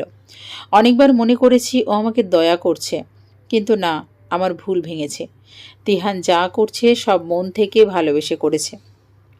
আমি এক ধ্যানে তিহানের দিকে তাকিয়ে আছি। ওর ঘুম ভেঙে গেছে। আমাকে বলল, তোর কি অসুস্থ লাগছে? না, আমি ঠিক আছি। বাবুটাও ঘুম থেকে উঠে গেছে। তিহান কোলে নিয়ে হাঁটছে আর কত কথা বলছে। মনে হচ্ছে বাবা ছেলের কথা বলছে। দেখ ইভা, তোর ছেলের হাসি কি মিষ্টি। আমার সোনা বাবা। ভাইয়া, তুমি তো ওর মতো বাচ্চা হয়ে গেছো। একদম ভাইয়া বলবি না। ছেলের বাবা হয়ে গেলাম আর এখনও ভাই ভাই করে। কি বলছো? এসব ভেবে বলো। আমি ঠিকই বলছি। ওর বাবা আমি হব। এবার তোর আর কোনো কথা শুনবো না। এটা হয় না। হয় কি হয় না আমি বুঝে নেব। একটা কথা ছিল, বলবো? তোর 1000টা কথা শুনতে রাজি আছি, তুই বল। একটা স্কুলে জবের জন্য অ্যাপ্লাই করেছিলাম। ওনারা ইন্টারভিউ দিতে ডেকেছে। খুব ভালো কথা, তুই জব করলে আমার কোনো আপত্তি নেই। তোকে আমি নিজে ইন্টারভিউ দিতে নিয়ে যাব। তুমি খুব ভালো ভাইয়া। আবার ভাইয়া বললে মার দেব। রাফিসা এসে ভাইকে কোলে নিয়ে কত আদর করছে। তিন্নি দিয়াসও কম না, ওরাও ছোট ভাইকে নিয়ে খুব আদর করছে। একটা বাচ্চা আসায় সবার মুখে হাসি, কিন্তু যে বাচ্চার বাবা ছিল সে খুশি হতে পারেনি। আজও তার কথা ভাবলেই চোখে পানি আসে। মা আমার পাশে বসে বলল, মারে, এই খুশির দিনে চোখে পানি আনতে নেই। ওরা তো তোর সব, এখন আর কষ্ট পাওয়ার সময় না। হ্যাঁ মা, আমি আর কষ্ট পাবো না। আমার সোনা মেয়ে। 4 দিন হসপিটালে সারাক্ষণ তিহান সাথে ছিল। অনেক করে বলেছি বাসায় যেতে, কিন্তু না, তার এক কথা, আমাকে বাসায় পৌঁছে দিয়ে তার ছুটি হবে, তার আগে না। মা, বাবা, ভাইয়া বাবুকে নিয়ে আগে গাড়িতে গিয়ে বসেছে। আমি আর তিহান হসপিটাল থেকে বের হতেই চোখ গেল রোহানের দিকে, সাথে নিশিতাও ছিল। একটা দীর্ঘ নিঃশ্বাস ফেলে ওদের এড়িয়ে যেতে লাগলাম। তখন নিশিতা আমার কাছে এসে বলল, কেমন আছো? আলহামদুলিল্লাহ, আপনি? ভালো।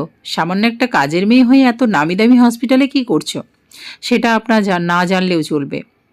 রোহান এসে বলল, যার তার সাথে পাবলিক প্লেসে কথা বলাটা আমার একদম পছন্দ না, এখান থেকে চলো। না দাঁড়াও, শুনি ওর দিনকাল কেমন যাচ্ছে। আর আমাদের বাসায় কাজের লোকের দরকার আছে, ওকে রাখলে ভালো হয়। তিহান এবার রেগে বলল, আপনি কাকে কাজের লোক বলছেন? হ্যাঁ, জানেন আপনার স্বামীর আসল কুকীর্তি কি? এই মেয়েটা আপনার স্বামীর প্রাক্তন স্ত্রী। মানে কি? মানে খুব সহজ, আপনার স্বামীর প্রাক্তন স্ত্রী যাকে কাজের লোক বলছেন, সে ছিল তাকে ঠকিয়ে আপনাকে বিয়ে করেছে এবং আপনাকেও ঠকিয়েছে মিথ্যে কথা বলে। ইভা 4 মাসের প্রেগনেন্ট ছিল, তখন ডিভোর্স দিয়েছে। ভাবতে পারছেন কতটা নিচু মনের মানুষ? আপনার টাকার লোভে পড়ে বিয়ে করেছে। এখন আপনার থেকে বেশি টাকাওয়ালা মেয়েকে পেলে আবার যেন বিয়ে না করে সেদিকে নজর রাখবেন। তিহান, চুপ করো, চলো এখান থেকে। কাজটা ঠিক করিসনি। কাজটা ঠিক করেছি কি না তা আপনার থেকে জানার কোনো ইচ্ছে নেই। তোমার মতো খারাপ লোকের বেবি আমি রাখবো না, আজই অবসান করব, নিশিতা বলল।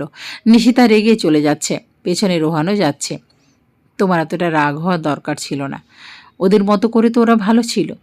ও তোকে কষ্ট দেবে আর আমি চোখের সামনে এমন সহ্য করতে পারবো না।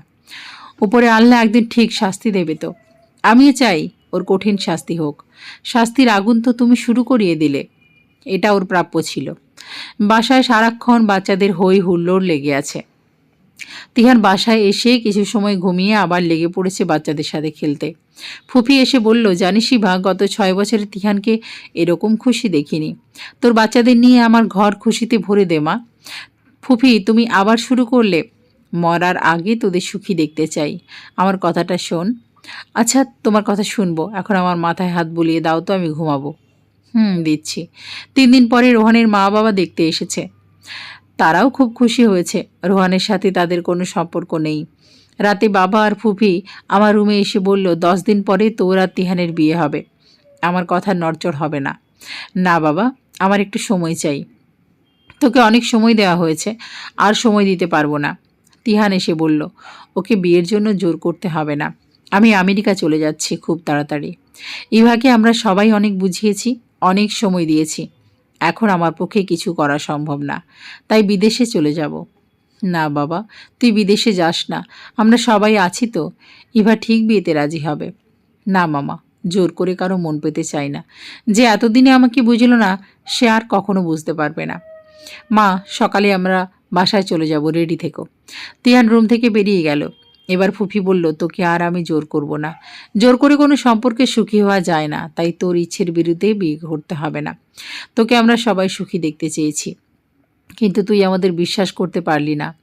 বাবা আমার রুম থেকে বেরিয়ে গেল। ফুফিও চোখ মুছতে মুছতে বেরিয়ে গেল। সকালে তিহান ফুফি রেডি হয়েছে বাসায় যাওয়ার জন্য। রাফিসার সাথে তিহানের খুব ভাব। রাফিসা তিহানকে বলল, তুমি আমাকে ছেড়ে চলে গেলে আমাকে কে ঘুরতে নিয়ে যাবে বলো? ফুলি, তোমাকে ছেড়ে থাকতে আমারও কষ্ট হবে, কিন্তু আমার অনেক কাজ আছে, তাই যেতে হবে। তিহান রাফিসাকে আদর করে ফুলি ডাকে। তোমার সাথে আমিও কাজ করব, আমাকে নিয়ে যাও। না ফুলি, আমি কিছুদিন পরে আবার আসব। আবার আসলে আমাকে নিয়ে যাবে তো? তিহানের চোখ ছলছল করছে। সবার সামনে নিজেকে কন্ট্রোল করছে, সেটা বুঝতে পারছি। আমি দরজার এক কোণে দাঁড়িয়ে আছি, আর আমার কোলে ছোট্ট ঈশান আছে। ছোট ভাবি আমাকে আস্তে করে বলল, বোন আমার, তুমি তিহানকে যেতে দিও না, এখনো সময় আছে। তিহানকে আটকাও। ভাবি, আমি কি দ্বিতীয়বার সুখী হতে পারবো? কোনো গ্যারেন্টি আছে? খুব সুখী হবে। দেখেছো রাফিসার সাথে ভাইয়ার সম্পর্ক কত ভালো।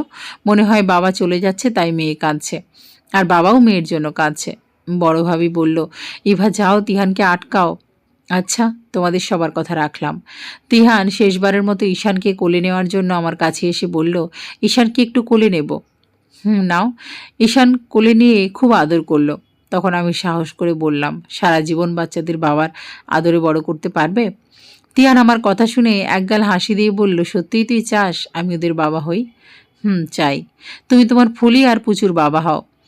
তিয়ান ফুপির কাছে গিয়ে বলল, মা, ইভা বিয়েতে রাজি হয়েছে। সত্যি ইভা, তুই রাজি হয়েছিস? বলে রুমে চলে এলাম। দ্বিতীয় বিয়ে, তাও 2টো বাচ্চা নিয়ে। লজ্জা তো করবেই। বাবা বাজার থেকে এসে শুনেছে আমি বিয়ে করতে রাজি হয়েছি, তাতে খুব খুশি হয়েছে। ভাই, ভাবি, মা তারাও খুশি হয়েছে। এখন সবার খুশিতে আমার খুশি হয়ে গেছে। নিজের জন্য আলাদা কোনো ভালো লাগা নেই। জীবনে সব ভালো লাগার রং মুছে গেছে। অনেক দিন হলো শাড়ি পরি না, তাই আলমারি থেকে কালো লাল কম্বিনেশনের শাড়ি বের করে পরলাম। হাতে কয়েকটা চুড়ি, কানে ঝুমকো, আর চুলগুলো খোঁপা করেছি। এমন সময় বড় ভাবি এসে বলল, ওয়াও, এত কিউট লাগছে, দেখি দেখি কারো নজর যেন না লাগে বলে একটু কাজল আমার কানের পাশে দিল। আরে ভাবি, কি করছো? এই বুড়ো বয়সে আমার দিকে কেউ তাকাবে না, আবার তো নজর। ইস, আমার ছোট বোনটাকে দেখতে কত সুন্দর। তোমাদের মতো ভাবি যেন সবার ঘরে হয়, তাহলে আমাদের মতো মেয়ের কোনো কষ্ট থাকবে না। তোমার মতো মেয়েও যেন সবার হয়। চলো, তোমার সাথে রান্না করব। আচ্ছা চলো। ঈশানকে কোলে নিয়ে তিহানকে বললাম, ওনাকে নিয়ে বসে থাকেন, আর আমার কাজ আছে। তিহান আমার হাত টেনে ওর পাশে বসিয়ে বলল, তোকে শাড়ি পরলে কতটা সুন্দর লাগে জানিস? আর এতদিন কেমন ভুতুম প্যাঁচা হয়ে থাকতিস। তুমি আমার নামে একটু বেশি প্রশংসা করো। আমার কি খেয়ে দেয়ে কাজ নেই যে তোর নামে প্রশংসা করব? যেটা সত্যি আমি সেটা বলেছি। পাগলি হয়েছে, আর বলতে হবে না। আমি রান্না করতে যাব, একটু সময় আমার কাছে থাক। না, এখন সময় নেই। একটু কি ভালোবাসা যায় না? বিয়ের পর সব ভালোবাসা পাবে, এখন গেলাম। হঠাৎ অজর ধারায় বৃষ্টি শুরু হলো, তাই খিচুড়ি, ইলিশ মাছ ভাজা আর গরুর গোশত রান্না করলাম। 2 ভাবি আর আমি। আমার আর তিহানের বিয়ে ঠিক হলো 5 দিন পরে। ঘরোয়াভাবে আয়োজন হবে। দুপুরে খাওয়া দাওয়া শেষ করে সবাই একসাথে বসে লিস্টি করছে বিয়েতে যা যা কিনতে হবে। ওদিকে রোহান আর নিশিতার সাথে খুব ঝামেলা হচ্ছে। নিশিতা সব সত্যি জানার পর রোহানকে ডিভোর্স দেওয়ার সিদ্ধান্ত নিয়েছে। রোহান অনেক আকুতি মিনতি করছে ক্ষমা করে দেওয়ার জন্য। তাই নিশিতা বলেছে ক্ষমা করতে পারে একটা শর্তে, সেটা হচ্ছে বেবি অ্যাবর্শন করবে, তাহলে রোহানের সাথে থাকবে। নিশিতার সাথে থাকলে রোহান সব সম্পত্তি, বড়লোক বিলাসিতা উপভোগ করতে পারবে, তাই বেবি অ্যাবর্শন করতে রাজি হলো। নিশিতার এত তাড়াতাড়ি বেবি নেওয়ার ইচ্ছে ছিল না। এখন যখন সুযোগ পেয়েছে বেবি অ্যাবর্শন করার, তাই সুযোগটা কাজে লাগিয়ে ফেলল। বিয়ের সব কেনাকাটা করা কমপ্লিট। ঘরোয়াভাবে বিয়ের আয়োজন হলেও কেনাকাটায় কোনো কমতি নেই। বিয়ের দুদিন আগে স্কুলে জবের জন্য অ্যাপ্লাই করেছে, সেটার ইন্টারভিউ দিতে যেতে হবে, তাই তিহান এসেছে ইন্টারভিউ দিতে যাওয়ার জন্য। ইন্টারভিউ খুব ভালো হয়েছে, মনে হয় জবটা হবে। ফুপি বলেছে নাতি নাতনিদের সে সামলাবে, আমি জব করলে কোনো সমস্যা নেই। দিন শেষে আমি আর তিহান ভালো থাকলেই তারা সবাই ভালো থাকবে। কারো জন্য কারো জীবন থেমে থাকে না। একজন বিশ্বাসঘাতকতা করেছে বলে অন্যরাও করবে এমন কোনো কথা নেই। আমাদের সবার ভালো থাকার অধিকার আছে, তাই ভালো থাকার পথ খুঁজে বের করে ভালো থাকতে হবে। আজ আমার দ্বিতীয় বিয়ে হলো। বাসর ঘরে দুটো বাচ্চা নিয়ে বসে আছি। কোনোদিন এভাবে থাকতে হবে ভাবিনি। নতুন করে আবার বিশ্বাস শুরু করতে হবে। নতুন সংসারের লোকজনকে মানিয়ে নিয়ে কাজ করা। সবাই আমার চেনা মানুষ হলেও আমি তাদের বাড়ির বউ। আমার অনেক দায়িত্ব আছে। সব কিছু সামলে জব করা কঠিন হবে, তাও আমাকে পারতে হবে। পরনির্ভরশীল হয়ে জীবনে একবার ঠকেছি, তাই এবার পরনির্ভরশীল হয়ে থাকতে চাই না। আমার সন্তানদের বোঝাতে হবে জীবনে সব কঠিন সময় তাদের মা হেরে যায়নি, সাফল্য হয়ে দেখিয়েছে। এই যে ম্যাডাম, ও হ্যাঁ, তুমি এসেছো, আমি খেয়াল করিনি। ভাবনার জগতে বাড়ি বানিয়ে রাখলে আমার বাড়িতে কে আছে না আছে তা দেখবে কিভাবে? তেড়ামাকা সব কথা সবসময় থাকবেই। তা একটু আছে। আমি তিহানকে সালাম করলাম। তিহান আমাকে জড়িয়ে ধরে বলল, আমি কখনো তোমার বিশ্বাসের অমর্যাদা করব না। তোমাকে সুখী রাখার জন্য যা করতে হবে সব করব, কিন্তু কোনোদিন আমাকে ছেড়ে চলে যেও না।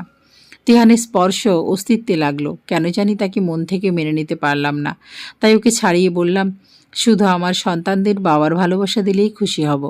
আমার ভালোবাসার অভিযোগ করার সুযোগ করতে পারবে না, কথা দিচ্ছি। কিন্তু আমার একটা রিকোয়েস্ট আছে, রাখবে? চেষ্টা করব রাখতে। ফুলি পুচুকে আমার পরিচয় বড় হবে। কোনো খারাপ মানুষ ওদের বাবা ছিল, সেই পরিচয়ে ওরা থাকবে না। তিহানের কথা শুনে কেঁদে দিলাম। সে না চাইলে রোহানের সন্তান রোহানের পরিচয়ই থাকতো। সারা জীবন ওরা খারাপ মানুষের পরিচয় নিয়ে থাকতো। তিহান সত্যিই আমার জন্য অনেক বড় পাওয়া। শুভদিনে কাঁদতে নেই। আমি যদি কিছু ভুল বলে থাকি তাহলে মাফ করো। আমি তোমাকে কষ্ট দিতে কিছু বলিনি। না, তুমি যে ওদের বাবার পরিচয় দেবে তাতে আমি খুব খুশি হয়েছি। তুমি আমার স্ত্রী, তাই ওরাও তো আমার সন্তান।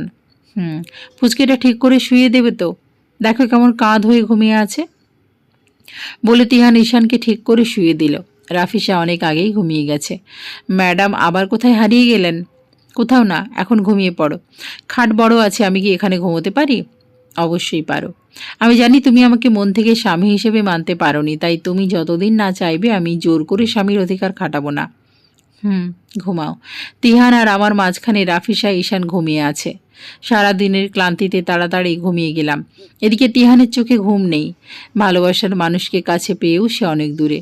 কারো মনে ভালোবাসা তৈরি করতে অনেক সময় লাগে, কিন্তু যত সময় লাগুক আমি হাল ছেড়ে দেব না। ইভাকে জীবনসঙ্গী করে পেয়েছি, এটাই আমার জন্য অনেক কিছু। রাফিসা ঘুম থেকে উঠে ইভাকে বলল, আম্মু, আমি ওয়াশরুমে যাব, আমাকে নিয়ে যাও। আমি বললাম, আম্মুকে ডাকতে হবে না, আমি আছি তো, চলো তোমাকে নিয়ে যাই। আচ্ছা, রাফিসাকে ওয়াশরুমে নিয়ে গেলাম। এর মধ্যে ঈশান ঘুম থেকে জেগে উঠেছে। ওকে কোলে নিয়ে হাঁটতে আবার ঘুমিয়ে গেল। ঈশান রাফিসাকে মনে হয় ওরা আমার সন্তান, ওদের সাথে রক্তের সম্পর্ক আছে। কখন যে ঘুমিয়ে গেলাম বুঝতে পারিনি। সকালে ইভা ঘুম থেকে উঠে ফ্রেশ হয়ে ফুপির রুমে গেল, কিন্তু সে রুমে নেই, তাই রান্নাঘরে গিয়ে দেখলো তরকারি কাটছে। এখন থেকে তুমি কোনো কাজ করবে না, সব দায়িত্ব আমার, রান্নাঘর থেকে যাও।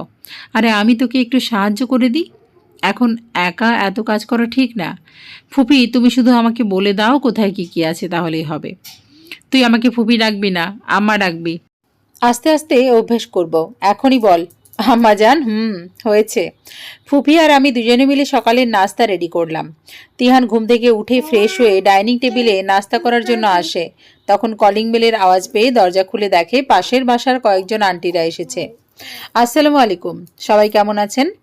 একজন উত্তর দিল, ওয়ালাইকুম সালাম, আমরা ভালো আছি। অন্যজন বলল, আমরা নতুন বউকে দেখতে এসেছি। হ্যাঁ, ভেতরে আসুন। কই গো তিহানের মা, নতুন বউকে নিয়ে আসো। ফুফি আমাকে নিয়ে তাদের সামনে গিয়ে বলল, এই যে আমার ছেলের বউ। বউ তো সুন্দরী আছে, তাও স্বামীকে ধরে রাখতে পারলো না। তোমার এমন সুন্দর ছেলের সাথে শেষ পর্যন্ত ডিভোর্সি মেয়েকে বউ করে আনলে। আমাকে বললে এর থেকে বেশি সুন্দরী মেয়ে খুঁজে দিতাম, অন্য একজন আন্টি বলল। হ্যাঁ তাই তো, আবার শুনেছি বাচ্চাও আছে। দেখো, তোমরা আমার প্রতিবেশী, তাই বলে আমার ছেলের বউকে কে হবে এইসব নিয়ে তোমাদের সাথে আলোচনা করতে চাই না। তাদের কথা শুনে চোখ থেকে টপ টপ করে পানি পড়ছে। ওনারা তো সত্যিই বলেছে, আমি সুন্দরী হয়েও আমার স্বামীকে ধরে রাখতে পারিনি। তিহান তো আমাকে ডিজার্ভ করে না, আমার থেকে ভালো মেয়ে ওর যোগ্য। তিহান আমার হাতটা শক্ত করে ধরে বলল, আপনারা বউ দেখতে এসেছেন নাকি সার্টিফিকেট দিতে এসেছেন? ও কি আপনাদের কাছে কোনো পরীক্ষা দিয়েছে, নাকি যে ওর সার্টিফিকেট আপনারা দেবেন? শুনেন আন্টিরা, আপনি একজন মেয়ে হয়ে অন্য মেয়ের কষ্ট বোঝেন না, তাহলে আপনি কেমন মা? আপনার মেয়ের এরকম অবস্থা হলে কি তাকেও আপনি এসব বলবেন? আর ও কি আপনাদের বাসায় থাকবে নাকি আপনাদের টাকায় খাবে যে এত মাথা ব্যথা ওকে নিয়ে? আপনাদের বাসায় কি হয় না হয় তা নিয়ে আমাদের বাসার কেউ কি কিছু বলতে যায়? তাহলে আপনারা কেন বলতে আসেন? বউ দেখতে এসেছেন, ভালো কথা, মিষ্টি মুখ করে চলে যাবেন। আপনাদের জ্ঞানের কোনো দরকার নেই। আর নিজেদের সংসার সামলান, বলাতে চায় না কার জীবনে কখন কি হয়। সবথেকে বড় কথা হচ্ছে মানুষটা যেমনই হোক না কেন তার সাথে সুখী হওয়া। আমাদের এইভাবে অপমান না করলেও পারতে। চলো সবাই। দাঁড়ান, আমার বউকে এত সুন্দর সার্টিফিকেট দিয়েছেন, তার বিনিময়ে আপনাদের কিছু দেব না, তা কি হয়? মা, মিষ্টি নিয়ে এসো। আর হ্যাঁ, অপমান কাকে বলে সেটা নিজের মনকে জিজ্ঞেস করে নেবেন। ফুফি মিষ্টি নিয়ে এসে বলল, নাও সবাই মিষ্টি খাও। এত অপমানের পর আবার আসছে মিষ্টি নিয়ে, চলো সবাই। ওনারা সবাই চলে গেল। তারপর তিহান আমাকে বলল, আর কত অপমান সহ্য করবে, একটু প্রতিবাদী হও। মারে, তোকে কোনো কষ্ট পেতে দেখতে চাই না। এবার থেকে তোকে কেউ কিছু বললে তার প্রতিবাদ করবি, আমরা তোর সাথে আছি। ফুপিকে জড়িয়ে ধরে বললাম, করব, একটুও কাঁদবি না, চল নাস্তা খেয়ে নে। আমি ফুফি তিহান একসাথে বসে নাস্তা খেয়ে নিলাম। একটু পরে আমার বাড়ির লোকজন আসলো। ইভা, আমার ব্লু কালার পাঞ্জাবিটা খাটের উপর রেখেছিলাম, এখন পাচ্ছি না কেন? ধুয়ে দিয়েছি, ছাদে আছে। কেন, ওটা তো ভালো ছিল। ধুয়ে দেওয়ার দরকার ছিল না। দরকার ছিল, কেমন জানি গন্ধ আসে তাই। এর মধ্যে এত খেয়াল রাখো? একটু তো রাখতেই হবে। শোনো, তিহান আমার হাতটা ধরে বলল, আমার কাকা কাকিরা আজকে আসবে। ওরা কোনো অপমানজনক কথা বললে কষ্ট পেও না, প্রতিবাদ করবে, বুঝলে? ওনারা দুদিনের জন্য আসবে, আবার তো চলে যাবে, তাতে কি দরকার প্রতিবাদ করার? আর সবাই তো সত্যি কথাই বলে। সবাই কি সত্যি কথা বলে বোঝাও আমাকে। তোমার সাথে রোহানের সংসার টেকে নিয়ে এটা তোমার দোষ? রাগ করো না, বাসায় লোকজন আছে। রাগ করবো না তো কি আদর করব? তাহলে কাছে আসো। কি সব যে বলো, মাথা পুরা খারাপ হয়ে গেছে। হ্যাঁ, তোমার জন্য আগেই পাগল ছিলাম, এখন তো কোনো কথাই নেই, পুরাই পাগল। আমার কপালে এত সুখ সইবে না। আল্লাহ যা করে ভালোর জন্য করে। এখন আমি কোন পাঞ্জাবি পরবো তা বের করে দাও। দিচ্ছি। তুমি বেগুনি রঙের শাড়িটা পরবে। আচ্ছা, পরবো। তাহলে তুমিও বেগুনি রঙের পাঞ্জাবিটা পরো। তিহানকে পাঞ্জাবি বের করে দিয়ে আমি ফুফির কাছে গেলাম। আজকে বৌভাতের অনুষ্ঠান বাসায় হবে। তিহানের কয়েকজন ফ্রেন্ড আসবে আর ওর কাকা কাকি কাজিনরাও আসবে। ফুফি বলল, তিহানের বাবা মারা যাওয়ার পর ওর চাচা আমাদের সাথে তেমন সম্পর্ক রাখেনি। বহু বছর পরে আজকে আমাদের বাসায় আসছে। শত হলেও ওরা আপনজন, তাই বিয়ের দাওয়াত দিয়েছিলাম। তখন বলে দিয়েছে আসবে না, তারপর কালকে রাতে ফোন করে বলল আজকে। হ্যাঁ, আপনজনেরা আসবে, এটাই তো স্বাভাবিক। আমার চিন্তা হচ্ছে তোকে নিয়ে। ওনারা কখন কি বলবে ওসব নিয়ে তোমার ভাবতে হবে না, আমি ঠিক সামলে নেব। জানি তুই কষ্ট সহ্য করতে পারিস, কিন্তু আর কত কষ্ট সহ্য করবি? তোমরা আছো তো, তাতে আমার সব কষ্ট ভুলে যাই। আল্লাহ তোদের সুখী করুক, এটাই চাই। ছোট ভাবি এসে বলল, শাশুড়ি বউ শুধু গল্প করলে কি হবে? আপনাদের রেডি হতে হবে, সে খেয়ালকে আছে? আমার মিষ্টি বউরা আমাকে রেডি করিয়ে দেবে, তাতে আবার আমার কিসের চিন্তা? হ্যাঁ, তাহলে চলো শাশুড়ি বউ মিলে রেডি হয়ে আসি। ভাবিরা আমাকে সাজিয়ে দিল। তিহান রেডি হয়ে বাচ্চাদেরও রেডি করিয়ে দিয়েছে। তিহানের কয়েকজন ফ্রেন্ডরা এসেছে। তিহানের কাকা কাকি কাজিনরা এসেছে। ওর কাকা বলে ফেলল, একটা ডিভোর্সি মেয়েকে বউ করে এনেছো, আবার আমাদের ঘটা করে দাওয়াত দেওয়ার কি দরকার ছিল? এত কষ্ট করে এই মেয়ের মুখ দেখতে এসেছি। আপনি তিহানের চাচা, তাই এমন কিছু বলবেন না যেন আমার বউয়ের অপমান হয়। তোমার ছেলের বউ এমন কোনো গুণ নেই যে প্রশংসায় পঞ্চমুখ হব। গুণ না থাকলে না থাকবে, কিন্তু কোনো অপমান করবেন না। আমি চুপ করে তাদের কথাগুলো শুনছি আর ভাবছি, এত অপমানিত হওয়ার থেকে তিহানকে বিয়ে না করাই ভালো ছিল। আমার জন্য ফুফির সারাদিন অপমানিত হতে হতো না। দুপুরে সবার খাওয়া দাওয়া শেষ। তখন তিহানের কাকা বলল, বাচ্চা দুটো ইভার বাপের বাড়ি রেখে আসো, এতে সংসারের ঝামেলা কম হবে। আমার বাবা মারা যাওয়ার পর কি আমাকে রেখে আমার মা চলে গিয়েছিল নাকি? আপনারা আমাদের দুঃখের সময় কোথায় ছিলেন যে এখন এত কথা বলছেন? তিহান বলল, ছেলেটাকে বেয়াদব বানিয়েছ, তাই তো ডিভোর্সি মেয়েকে বিয়ে করেছে। আপনার মেয়েও তো পালিয়ে গিয়েছিল তার ভালোবাসার মানুষের সাথে, তারপরেও তো সংসার টেকেনি। আবার তো আপনারা ওর বিয়ে দিয়েছেন। আপনারা ভেবেছেন এসবের কিছুই আমরা জানি না, তাই না? ফুফি বলল, শুনেন কাকা, আপনারা আমাদের দুঃখের সময় ছিলেন না, তাই এখন সুখের সময় আপনাদের কোনো দরকার নেই। তাই এরকম অপমান আমার বউ এবং আমার সন্তানদের করবেন না। আমার মনে ছিল না বাবা যে আমার মেয়ের এমন কোনো কাজ করেছিল, তাই বলে ফেলেছি। জানি আপনারা বুঝতে পারেননি যে আমরা আপনাদের মেয়ের কথা জানতে পারি, তাই সুযোগ বুঝে অপমান করতে চেয়েছিলেন। বয়স হয়েছে তো, তাই সব কথা মনে থাকে না, কাকি বললেন। ওনাদের সাথে আর কোনো তর্কে জড়ালো না, কারণ যারা অন্যের দোষ নিয়ে পড়ে থাকে তাদের দোষ ধরিয়ে দিলে তারা তাদের দোষ এড়িয়ে যায়। রাতে ঘুমানোর সময় তিহান আমাকে বলল, আজকে যে তোদের বাসায় যায়নি সেই নিয়ে তাতে কি রাগ করেছ? না, রাগ করবো কেন? কালকে তো আমাদের বাসায় যাওয়া হবে। আমি ভেবেছি রাগ করেছ। কাকা কাকি আজকে আমাদের বাসায় থেকেছে, তাই যাওয়া হলো না। কোনো সমস্যা নেই, তুমি ঘুমাও। তুমিও। আজকে রাফিসা ফুপির কাছে ঘুমিয়েছে, তাই আমি মাঝখানে শুয়েছি। তিহান ঘুমিয়ে গেছে, তারপর ওর ফোনে একটা কল আসে। আমি ফোনটা হাতে নিয়ে দেখি নাম্বার সেভ করা না, তাই তিহানকে ডাক দিয়ে বললাম, তোমার ফোনে কে যেন কল দিয়েছে, রিসিভ করো। তিহান ঘুম চোখে ফোনটা আমার হাত থেকে নিতে গিয়ে আমার হাত ধরে টান দিল। ওর বুকের উপর আমি পড়লাম। ফোন বেজে কেটে গিয়েছে। আমাকে ছাড়ো। না, তুমি আমার বুকের উপর ঘুমাবে। উফ, ছাড়ো তো। না, চুপ করে থেকে ঘুমাও। তিহানের আমার উপর অধিকার আছে, তাই আর কিছু বললাম না। ওর বুকে মাথা রেখে ঘুমিয়ে গেলাম। সকালে তিহানের আগে ঘুম ভেঙেছে। ও দেখল ইভার ওর বুকে মাথা রেখে ঘুমিয়ে আছে, তাই ঘুম থেকে উঠল না। ইভাকে শক্ত করে জড়িয়ে ধরে শুয়ে থাকলো। কিছুক্ষণ পর ইভার ঘুম ভেঙে দেখে তিহানের বুকে মাথা রেখে, তাই তাড়াতাড়ি করে উঠে গেল। কিছুটা লজ্জাও পেয়েছে। সকালে নাস্তা খেয়ে তিহানের কাকা কাকি চলে গিয়েছে। বিকেলে ইভাদের বাসায় সবাই গেল। এক সপ্তাহ খুব ভালো করে কেটেছে। একটা কল আসে তিহানের ফোনে। কল রিসিভ করায় তিহানের মুখ ফ্যাকাশে হয়ে যায়। কে কল করেছে? তোমার চোখ মুখ এমন দেখাচ্ছে কেন? কি হয়েছে? কিভাবে যে তোমাকে বলবো বুঝতে পারছি না। কোনো খারাপ খবর আছে? কথাটা শুনে তুমি সহ্য করতে পারবে না। তোমার মনে হবে যতই খারাপ খবর হোক, তুমি বলো। তিহান আমার 2 গালে হাত দিয়ে বলল, তোমার জবটা হয়ে গেছে। সামনের মাসের 1 তারিখ জয়েন করতে পারবে। হ্যাঁ, সত্যি জব হয়ে গেছে। বেশি খুশিতে তিহানকে জড়িয়ে ধরলাম। খুশির খবরে যদি এভাবে জড়িয়ে ধরো তাহলে রোজ খুশির খবর দেব। তিহানের কথা শুনে লজ্জা পেয়ে ওকে ছেড়ে দিয়ে ফুপিকে খবরটা বললাম।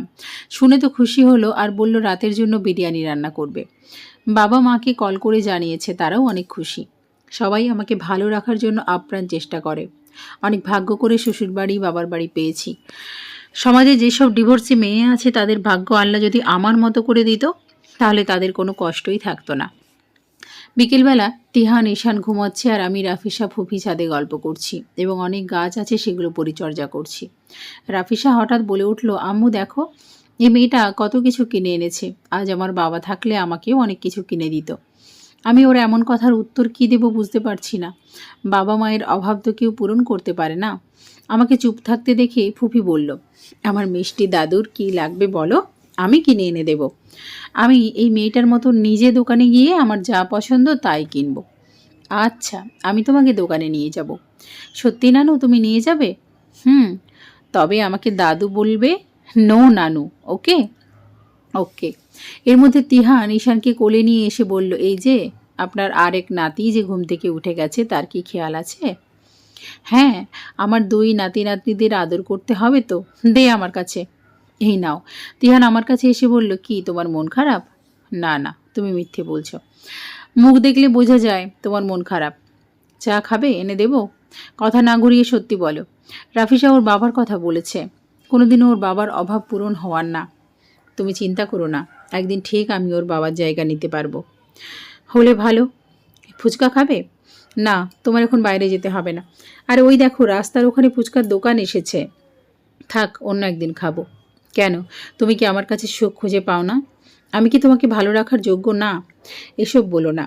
তোমরা সবাই ছিলে বলে আমি নতুন সুখের ঠিকানা পেয়েছি। তাহলে আমাকে ভালোবাসো প্লিজ। কী সব বলছো? এখানে মা আছে, বাচ্চারা আছে। তোমার কোনো লজ্জা শরম নেই? না, বউয়ের কাছে আবার কিসের লজ্জা? ধ্যাত, যাও ফুচকা নিয়ে আসো। কিছুদিন পরে আমি জব জয়েন করি। সকালে উঠে নাস্তা রেডি করি, খেয়ে স্কুলে যাই। বাকি সব কাজ ফুফি করে। স্কুল থেকে এসে যতটুকু কাজ থাকে তা আমি করি। ঈশানও ফুফির কাছে ভালোই থাকে। ফুফি মায়ের অংশে কম না, সব দিকে সে আগলে রেখেছে। রাফিসাও স্কুলে যাওয়া শুরু করেছে। ওর বাবার নামের জায়গায় তিহানের নাম দেওয়া আছে। নিশিতা রাগের বশে অ্যাবর্শন করিয়ে খুব পস্তাচ্ছে। এখন মনে করে রোহান যদি কখনো বাচ্চার হাহাকারে নিশিরাকে ছেড়ে দিলে কি করবে? এত সম্পত্তি দিয়ে কি করবে যদি বাচ্চা না থাকে? নিশিতা মনমরা হয়ে থাকে বেশিরভাগ সময়। 5 বছর কেটে যায়, তাও নিশিতার কোনো বেবি হয় না। নিশিতা বেবির জন্য পাগল হয়ে যায়, তাই ঠিক করে যেভাবে হোক ইভার বেবি আনবে। উকিলের সাথে কথা বলে, যত টাকা লাগুক তাই দেবে, তাও আইনের মাধ্যমে বাচ্চা আনবে। কারণ রোহন বাচ্চাদের বাবা, ওর অধিকার আছে। 5 বছরে ইভা তিহানের সম্পর্ক আগের মতো নেই। ইভাও তিহানকে ভালোবাসে। ও বউ, বউ, কি হয়েছে? কি এত চিৎকার করে ডাকছো কেন? একটা গুড নিউজ আছে। কি? আমাদের পাসপোর্ট ভিসা রেডি। কবে টিকিট কাটবো সেটা বলো। সবাইকে ছেড়ে আমার ইচ্ছে করছে না।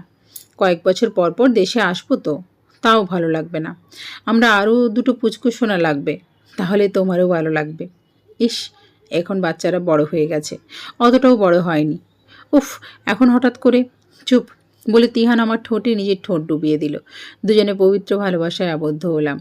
সকালে গোসল করে খেয়ে বাচ্চাদের রেডি করিয়ে দিলাম স্কুলে যাওয়ার জন্য। রাফিসা এখন 5ম শ্রেণীতে পড়ে, আর ঈশান এবার 1ম শ্রেণীতে পড়ে। বাইরে শুনছি তিহানের সাথে কারো কথা কাটাকাটি হচ্ছে, তাই আমি এগিয়ে দেখলাম সেই 6 বছর আগের মানুষটি যে আমাকে ঠকিয়েছে। 6 বছর পরে রোহানের সাথে দেখা। ওর সাথে নিশিতাও এসেছে। আমাকে দেখা মাত্র রোহান বলল, আমার মেয়ে কোথায়? কার মেয়ে? কোন অধিকারে মেয়ের কথা জিজ্ঞাসা করো? ওর সমস্ত অধিকার আছে ওর মেয়ের প্রতি, তাই বলো ওর মেয়ে কোথায়? তোমার সামনে তো আর আমার মেয়েকে কাজের লোক বলেছিল, মনে আছে? তাহলে আজ কেন কোনো একটা কাজের লোকের মেয়েকে দরকার? ওসব পুরনো কথা না তুলে আমার মেয়েকে আমাকে দাও, রোহান বলল। যে বাবা সন্তানদের কোনো দায় দায়িত্ব নেয়নি, সে আজ সন্তান দাবি করবে আর আমি দেব সেই পুরনো ইভাকে? ভুলে যাও। আমার সন্তানকে আমার কাছে রাখার সম্পূর্ণ অধিকার আছে। এই দেখো, আমি আইনের সাহায্য নিয়েছি। রোহানের হাত থেকে তিহান পেপারটা নিয়ে ভালো করে পড়তে লাগলো। প্রেগনেন্সির সময় আপনাদের আইন কোথায় ছিল? তখন তো আমাকে আইন দেখাতে আসেননি। যাকে এত সম্পত্তি দেখে বিয়ে করেছো, যার এত এত টাকা আছে, সে একটা বাচ্চা দিতে পারে না? যা খুশি রোহানকে বলো, আমাকে কেন অপমান করো? আমার তো কোনো দোষ নেই। তোমার দোষ নেই তাই না? একটা পুরুষ মানুষ একা একা ফ্ল্যাটে থাকে, আর সেখানে একজন কাজের লোক আছে যে কিনা প্রেগন্যান্ট এবং ছোট বাচ্চা মেয়ে আছে। মালিককে বাবা বলে ডেকেছে। এটা কি অস্বাভাবিক কিছু না?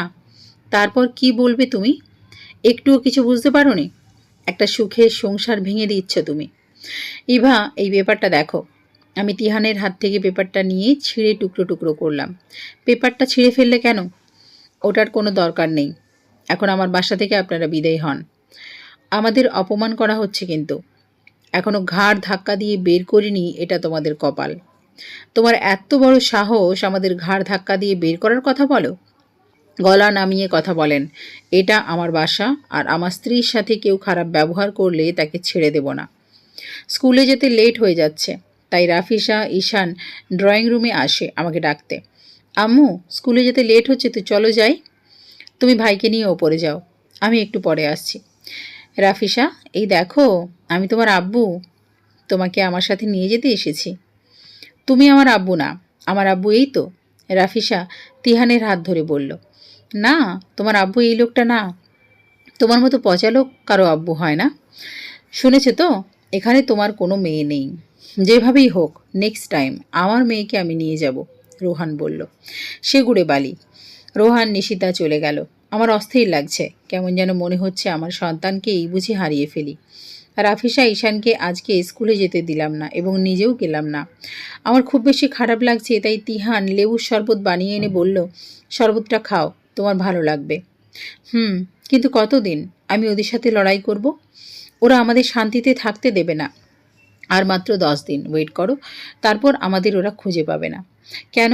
10 দিন পরে কোথায় যাব? বিদেশে তো 1 মাস পরে যাওয়ার কথা ছিল, কিন্তু আজ যা হলো তারপরও দেশে থাকা ঠিক হবে না। ওদের জন্য আমরা পালিয়ে যাব তা হয় না। আমরা পালিয়ে যাচ্ছি না তো। আমরা বিদেশে যাব সেটা আগে থেকেই ঠিক করা ছিল। এখন শুধু সময়টা এগিয়ে এনেছি। খুব খারাপ লাগছে। আমার জন্য কেউ শান্তিতে থাকতে পারে না। এমন কথা একদম বলবে না। ফুফি আমার বাবার বাড়ি গিয়েছে। তাকে কল করে আসতে বলেছি। ফুফি দুপুরবেলা আসে। মা আমাদের জন্য রান্না করে পাঠিয়েছে। সবাই একসাথে খেতে বসেছি।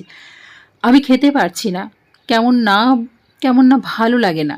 গা গোলাচ্ছে। একটু খেতে আমি বমি করলাম। ফুপি তিহানকে বলল, বিকেলবেলা ইভাকে নিয়ে ডাক্তারের কাছে যাস। বাসায় তুমি একা বাচ্চাদের নিয়ে থাকবে, আমার ভয় করছে। থাক, এতে ডাক্তারের কাছে যাওয়া লাগবে না। আমি কি বাচ্চা নাকি যে ওদের সামলাতে পারবো না? আম্মা, ডক্টরের কাছে যেতে হবে না, আমি এখন ঠিক আছি। বেশি কথা বলবি না, আমি যা বলেছি তাই হবে। বিকেলে ডক্টরের কাছে গেলাম। আজকে এতটা খারাপ লাগার পর এখন মনে হচ্ছে সব আবার সুখ খুঁজে পেলাম। আমি তৃতীয়বারের মতো মা হব। তিহান এত বেশি খুশি হয়েছে যে রাস্তায় যার সাথে দেখা হয়েছে তাকেই মিষ্টি দিয়েছে। আর 10 দিন দেশে থাকবো, তাই ঠিক করলাম এই কটা দিন সবাই একসাথে থাকবো। তাই পরের দিন সকালেই বাবার বাড়ি গেলাম। সবার সাথে সময়গুলো খুব ভালো যাচ্ছে, কিন্তু ভয় থেকে যাচ্ছে কখন কি হয়। 2 দিন পরে রোহান আবার এসেছে। কি ভেবেছ আমার থেকে পালিয়ে যাবে? বাবার বাড়ি আসলেই আমার মেয়েকে আমি নিতে পারবো না? রাফিসা যদি তোমার সাথে যেতে চায় তাহলে ওকে নিয়ে যাও, আমি বাধা দেব না। জানি ও আজকে যাবে না, তাই 15 দিন সময় দিলাম। তারপরে আমি আমার মেয়েকে নিয়ে যাব। রোহান চলে যাওয়ার পর আমরা খুব হাসলাম, এটা ভেবে যে আমাকে একদিন ঘাড় ধাক্কা দিয়ে যে বের করে দিয়েছিল, সন্তানকে অস্বীকার করেছে, আজকে সেই সন্তানের জন্য হাহাকার করে। লোভে পড়ে আসল সুখটা হারিয়ে ফেলেছে। আল্লাহ যা করে ভালোর জন্যই করে। কিছু সময় কষ্ট দিয়ে আবার সুখের সন্ধান দেয়। ইভা, তুমি এখানে বসে আছো আর সারা বাড়ি তোমাকে খুঁজি। কেন? আরে ব্যাগ গোছাচ্ছ? তোমার দেখতে হবে তো সব কিছু ঠিকঠাক নিয়েছি কি না। ও হ্যাঁ, চলো। কয়দিন পরে দেশ ছেড়ে চলে গেলাম। ফুপিকেও আমাদের সাথে নিয়ে এসেছি। বাবা, মা, ভাইয়া, ভাবি সবার সাথে প্রতিদিন কথা হয়। 15 দিন পর রোহান আমাদের বাড়িতে গিয়েছিল, কিন্তু আমাদের কোথাও তো খুঁজে পাবে না। 20 বছর পরে রোহানের বেশ কিছুদিন ধরে হার্টের সমস্যায় হাসপাতালে শুয়ে মৃত্যুর সাথে পাঞ্জা লড়ছেন। হার্টের আর্টারি এমনভাবে ব্লকেজ হয়ে গেছে যেটা ঠিক হওয়ার সম্ভাবনা খুব কম। বিশেষজ্ঞ হার্টের সার্জনরা মিলে বোর্ড মিটিং বসিয়েছে। বোর্ড মিটিংয়ে সবার মতামত, রোহানের বাঁচার সম্ভাবনা খুবই অল্প।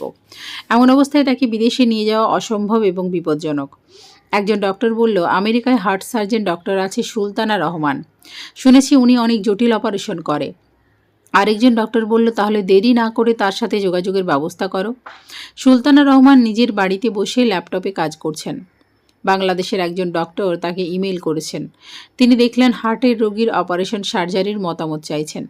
তিনি সব তথ্য দেখে ইমেলের রিপ্লাই দিলেন। রোগীর একটি ছবি ও পরিবারের তথ্য দেন। ডক্টর কিছুক্ষণ পরে রোহানের সব ছবি ও পরিবারের তথ্য দিলেন। তারপর সুলতানা রহমান বলল, আমি নিজেই এই রোগীর অপারেশন করব। পরশুদিন আমি বাংলাদেশে আসছি। ডক্টর নিশিতাকে বললেন, আপনার স্বামীর অপারেশন করতে আমেরিকা থেকে একজন ডক্টর আসছে। তাহলে বুঝতে পারছেন অনেক টাকার দরকার। যত টাকা লাগবে তাই দেব, আপনারা শুধু আমার স্বামীকে সুস্থ করে তুলুন। 5 লাখ টাকা ক্যাশে জমা করেন। আচ্ছা। নিশিতা বাসায় গিয়ে চেক বই বের করে তখন নাহিয়ান বলল, আমাকে 25 লাখ টাকার একটা চেক লিখে দাও। এত টাকা দিয়ে তুই কি করবি? একটা ফ্ল্যাট বুকিং দেব। তোর বাবার শরীরের অবস্থা ভালো না, আর তুই এখন ফ্ল্যাট বুকিং দিবি? এখন অনেক টাকার দরকার। হ্যাঁ, দেব। তোমাদের এই বাড়িতে আমি থাকবো না। তোকে আমি কোনো টাকা দেব না। আমাকে টাকা না দিলে বাবার যতটুকু চিকিৎসা হতো অতটুকু চিকিৎসাও হবে না। ছি ছি, সন্তান হয়ে বাবার ক্ষতি করতে একটুও বাজছে না? না, আমার টাকা চাই। তোর বাবা সুস্থ হওয়া না পর্যন্ত কোনো টাকা পাবি না। বুড়োটার অনেক বয়স হয়েছে, এখন আর বাঁচতে হবে না। নিশিতা নাহিয়ানের গালে একটা থাপ্পড় দিল আর বলল, এই মানুষটার জন্যই এত টাকার দাপট দেখাতে পারিস, নয়তো 25 পয়সাও চোখে দেখতে পেতিস না। নাহিয়ানের হাতের কাছে একটা গ্লাস ছিল, সেটা ছুঁড়ে মেরে চলে গেল। রোহান নিশিতার ছেলে নাহিয়ান। বয়স মাত্র 20 বছর, কিন্তু সব সময় অহংকার নিয়ে চলে, ঠিক বাবা মায়ের মতো। তবে এখন আর রোহান নিশিতার আগে সেই অহংকার নেই। নিশিতা হসপিটালে গিয়ে 5 লাখ টাকা জমা দিল। ইভা তিহান আমেরিকায় থাকে, বছরে একবার দেশে আসে। রাফিসা ঈশান বড় হয়ে গেছে, রাফিসার ডক্টর আর ঈশান ইঞ্জিনিয়ারিং পড়ছে। ওদের একটা ভাইও আছে, নাম ইয়ান। আজ ইভা তিহানের বিবাহবার্ষিকী। এবারের বিবাহবার্ষিকী অনুষ্ঠান নিজের দেশে নিজের বাড়িতে করতে চেয়েছিল, কিন্তু এক সপ্তাহ পরে রাফিসার এনগেজমেন্ট, তাই দেশে যাওয়া হলো না। ইভা তিহানের বিবাহবার্ষিকী ঘরোয়াভাবে অনুষ্ঠান হবে, তাতে রাফিসার হবু শ্বশুরবাড়ির লোকজন আর কিছু ফ্রেন্ডরা রয়েছে। বাসায় সবাই এসেছে, তখন রাফিসা ওর মাকে আলাদা করে ডেকে বলে, আম্মু, আমাদের এনগেজমেন্ট আজকেই হবে, তুমি ব্যবস্থা করো। কেন? আমি বলছি তাই, প্লিজ আম্মু কিছু করো। আরে এটা বললে হয় না, ওনারা কি মনে করবে? কিছু মনে করবে না, তুমি বলো। তিহান এসে বলল, মা মেয়ে সবাইকে রেখে এখানে এসে কি মিটিং করছে? আরে দেখো, তোমার মেয়ে বলছে আজকে এনগেজমেন্ট করার কথা। ওর কোনো চাওয়া পাওয়া আমি অপূর্ণ রাখিনি, আজও ওর ইচ্ছে পূরণ করব। আমার সোনা আব্বু, এই জন্য আমি তোমাকে বেশি ভালোবাসি। বা, আমার তো কারো দিকে খেয়ালই নেই। বুড়ো বয়সেও হিংসে গেল না, সব সময় বাবা মেয়ের মধ্যে থাকবে। না না, আমি তোমাদের দুজনকেই খুব ভালোবাসি, তোমরাই তো আমার সব। এখন চলো এনগেজমেন্ট শুরু করি। তিহান রাফিসার হবু শ্বশুর শাশুড়ির সাথে কথা বলে, তারাও রাজি হয়ে যায় এবং ঠিক করে 1 মাস পরে বিয়ে হবে বাংলাদেশে এসে। এনগেজমেন্ট শেষ। রাফিসার হবু বর সাদিক রাফিসাকে বলল, তুমি হঠাৎ আজকেই এনগেজমেন্ট করার কথা বললে কেন? আমি দেশে যাব। কেন, কিসের জন্য? খুব ইচ্ছে দেশে আমার সব আপন লোকজন আমার বিয়েতে থাকবে। তোমার মাথায় কখন যে কি পোকা ঢোকে বুঝি না। পোকা না, ভালো কিছু। এখন আসছি, কালকে দেখা হবে। সাবধানে যেও। রাতে সব গেস্টরা যাওয়ার পর ইভার রুমে রাফিসা গিয়ে বলল, আম্মু, তোমার একটা শাড়ি দেবে? তোর যে শাড়িটি পছন্দ তুই সেটা নিয়ে পর। আচ্ছা, আমি দেখছি তোমার কোন শাড়িটা পরা যায়। আলমারির চাবি দাও। এই নে। রাফিসা সব শাড়ি ভালো করে দেখে একটা শাড়ি বের করে বলল, আমি এই শাড়িটা একদিন পরব। শাড়িটি দেখে ইভার বুক কাঁপল। সেই প্রথম ভালোবাসা, পুরনো স্মৃতি, আজ ওর মেয়ে পরতে চেয়েছে। না, তুই এই শাড়িটা পরতে পারবি না। কেন? যদি নষ্ট করে ফেলিস তাই। আম্মু, তুমি আজও ওইরকম খারাপ লোকের স্মৃতি আগলে রাখবে? তোমাকে তো আব্বু ভালোবাসায় কোনো কমতি রাখেনি, তাহলে কেন পুরনো স্মৃতি আগলে রেখে কষ্ট পাও? শত হলেও উনি তোর জন্মদাতা পিতা, সেটা ভুলে যাস না। ওনাকে ভুলিনি, সব মনে আছে। প্রতিটা অপমান আজ স্পষ্ট মনে আছে। রাফিসা চলে গেল।